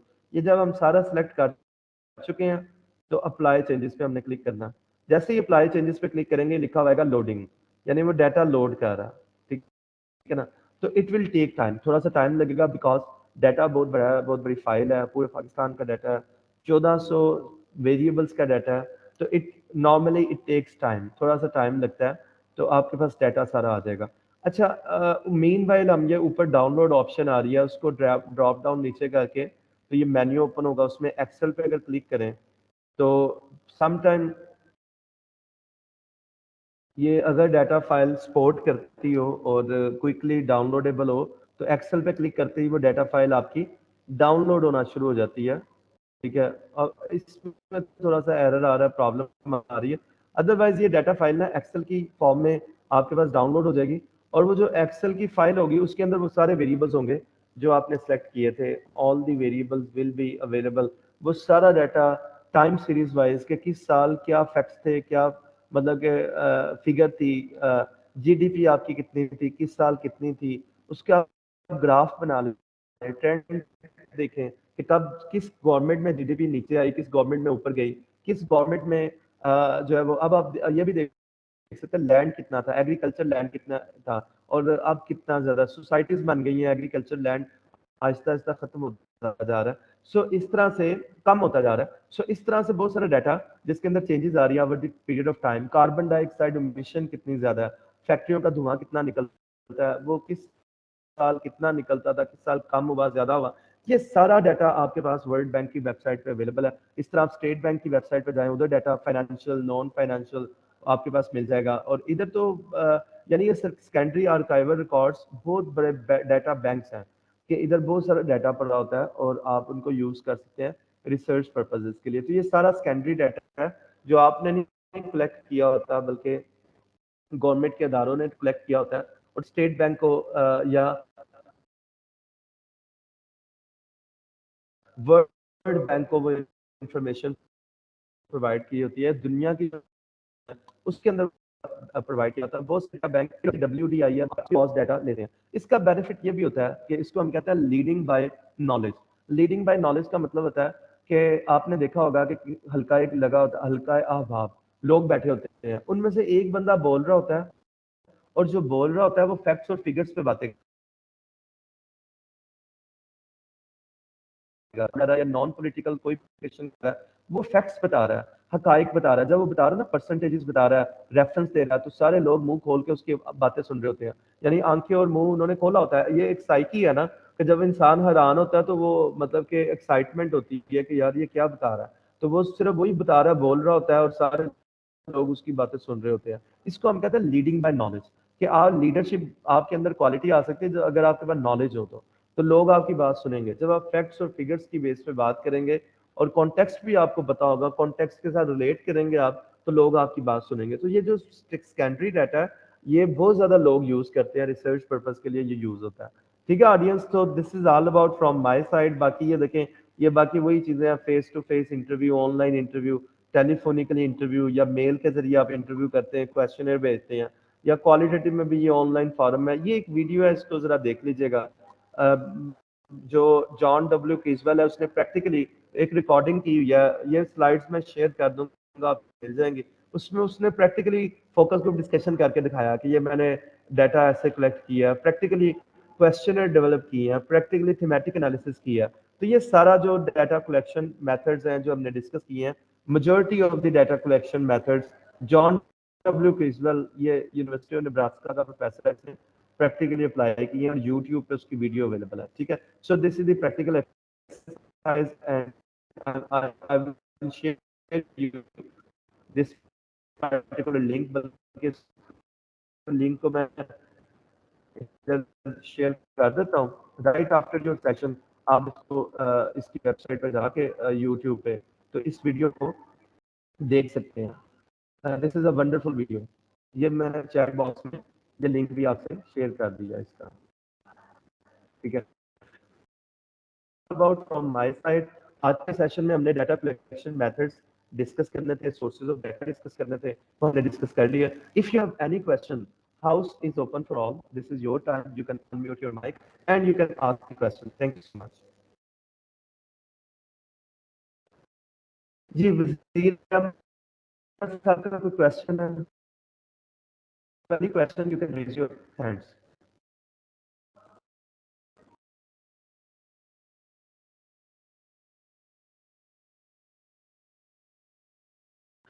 जी किसी का भी कोई क्वेश्चन नहीं है जी ऑडियंस जी भाषा जी कैन यू अस्सलाम हियर माय वालेकुम डॉक्टर वॉइस साहब। अस्सलाम वालेकुम डॉक्टर साहब। वालेकुम सलाम जी डॉक्टर साहब ये दो चीज़ें हमने डिस्कस की, फोकस ग्रुप या डिस्कशन जो है, फोकस डिस्कशन या फोकस ग्रुप और मिनट्स ऑफ मीटिंग, इसमें क्या बुनियादी डिफरेंस होगा?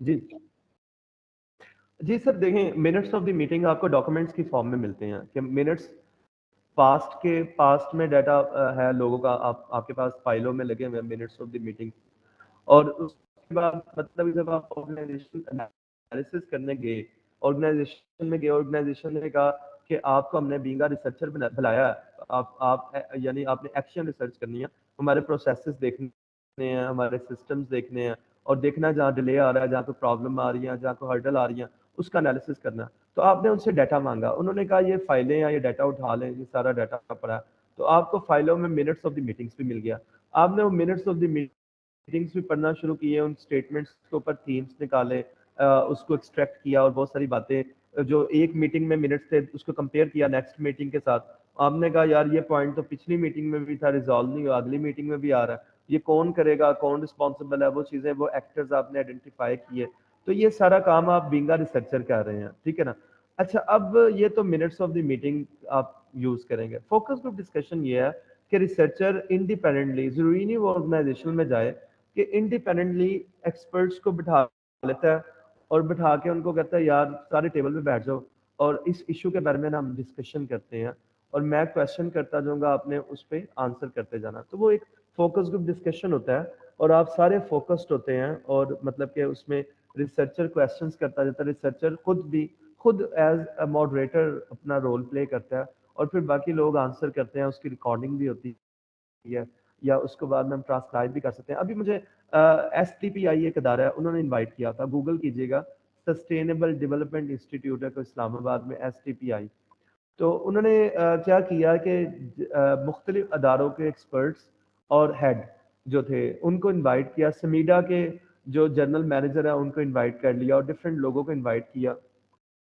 तो इनवाइट किया किस जगह पे अवारी होटल में उन्होंने डिनर भी दिया और एक हमारे साथ सिटिंग रखी फोकस ग्रुप डिस्कशन की और उसमें हमें उन्होंने टेबल प्रोवाइड किया और राइट आफ्टर द जो डिस्कशन थी एक उन्होंने लेविश डिनर भी करवाया बेसिकली उन्होंने इस पर्पस के लिए लोगों को इनवाइट किया था कि आपका डिनर है और साथ हम आपसे कुछ इन्फॉर्मेशन कुछ चीज़ें डिस्कस करेंगे तो टॉपिक उनका मॉनेटरी पॉलिसी था और उसका सोशल इम्पैक्ट था तो इकोनॉमिस्ट बहुत सारे आए हुए थे और बहुत सारे लोग आए थे एक राउंड उन्होंने पहले किया था फिर दूसरा एक राउंड किया और उस राउंड में भी मतलब कि बहुत टॉप क्लास जो इकोनॉमिस्ट हैं जिस तरह हफीज पाशा है सेकेंड राउंड में उनको भी इनवाइट किया हुआ था तो अगेन उन्होंने हवारी होटल में डिनर रखा था तो ये फोकस ग्रुप डिस्कशन उन्होंने करवाया क्योंकि उस अदारे को फंडिंग आई हुई थी काफ़ी सारी पैसे आए हुए थे तो उन्होंने उस पर स्पेंड किए एक्सपर्ट्स को बुलाया और उनकी एक्सपर्ट ओपिनियन ली जो मैं आपसे शेयर करता हूँ कि कोविड में फोकस ग्रुप डिस्कशन बहुत आसान हो गया कैसे आसान हो गया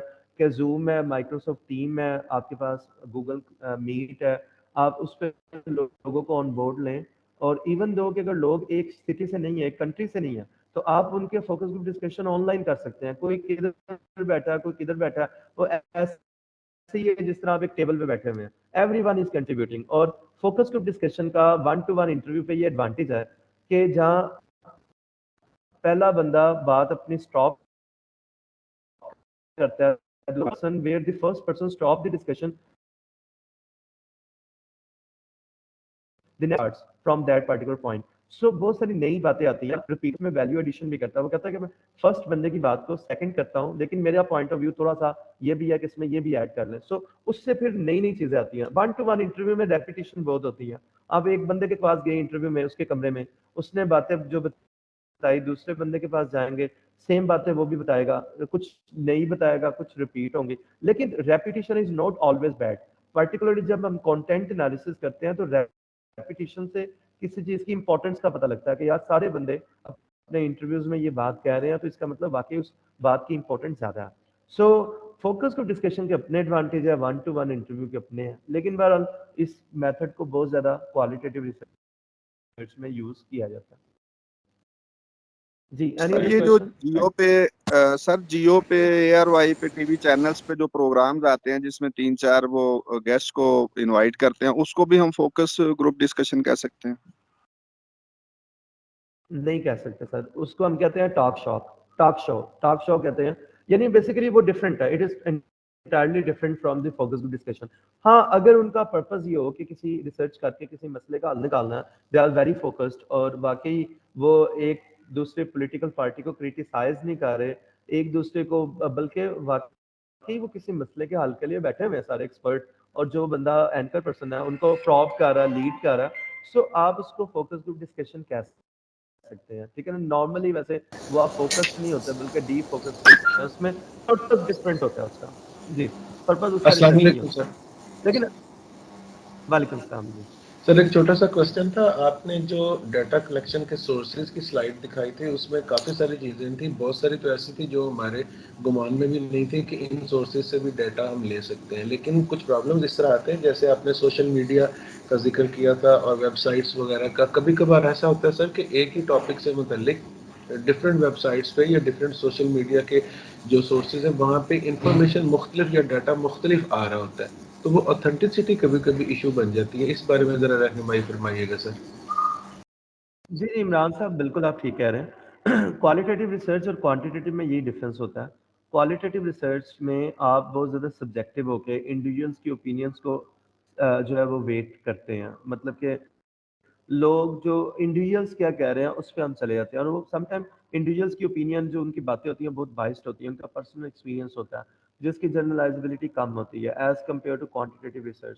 क्वांटिटेटिव में जनरलाइजेबिलिटी ज़्यादा होती है कि आप क्वेश्चन फिल करवा रहे हैं तो आपने 300 लोगों से एक ही क्वेश्चन पूछा और आपको उसके डिफरेंट आंसर मिले, और ज़्यादा अगर लोगों ने एग्री कह दिया तो आप कहते हैं कि ज़्यादा मेजोरिटी एग्री कह रहे हैं, वाकई रियलिटी एग्जिस्ट करती है, तो उसकी वैलिडिटी ज़्यादा होती है। वैलिडिटी का मतलब है एक्सटर्नल वैलिडिटी उसकी ज़्यादा होती है। एक्सटर्नल वैलिडिटी के लिए एक टर्म यूज़ की जाती है जर्नलाइजेबिलिटी, उसकी जर्नलाइजेबिलिटी ज़्यादा होती है क्वांटिटेटिव रिसर्च की। लेकिन क्वालिटेटिव रिसर्च जब आप करते हैं और फेसबुक से एक बंदे की ओपिनियन जो उसने कमेंट्स किया उसको आप थ्योरी बना के जब प्रेजेंट करते हैं तो लोग उसको एज अ थ्योरी नहीं मानते, उस पर चैलेंजेस होते हैं। क्वालिटेटिव रिसर्च पेपर भी जब आप लिखते हैं तो आपको पब्लिश करवाना मुश्किल होता है as compare to quantitative, because अगर आप पूरा सिस्टमेटिक फ्लो फॉलो करें जिस तरह आप अगर ग्राउंडेड थ्योरी लगा रहे हैं तो ग्लॉजर एंड स्ट्रास का पूरा मॉडल फॉलो करें, उसके स्टेप्स, या अगर आप केस स्टडी पे जा रहे हैं तो यिन रॉबर्ट के यिन के मेथोडोलॉजी फॉलो करें, पूरी स्टेप्स पूरे फॉलो करें। थीमेटिक एनालिसिस लगा रहे हैं तो ब्राउन एंड क्लार्क के 6 स्टेप फॉलो करें, और इसी तरह प्रॉपर्ली सॉफ्टवेयर को यूज करें, मैक्स क्यूडीए लगाएं, एटलस टीआई लगाएं, एनवीवो लगाएं। तो सिस्टमैटिक वे में जब आप चलते हैं तो प्रॉपर मेथोडोलॉजिस्ट की मेथोडोलॉजी फॉलो करते हैं, टूल फॉलो करते हैं, फिर वो क्वालिटेटिव रिसर्च में कुछ चांसेस बन जाते हैं कि वो पेपर पब्लिश हो, मतलब कि उसकी वैलिडिटी को वो उसकी अथेंटिसिटी कुछ कुछ हद तक चीज़ें कंट्रोल हो जाती है। लेकिन जहाँ तक डाटा वैलिडिटी का मसला है वो तो क्वालिटेटिव रिसर्च में होता है, it is more biased research. और ऐसा भी होता है ड्यूरिंग द इंटरव्यू बंदा कुछ कहता है आपको कुछ समझ आती है because of your own experiences, your biases.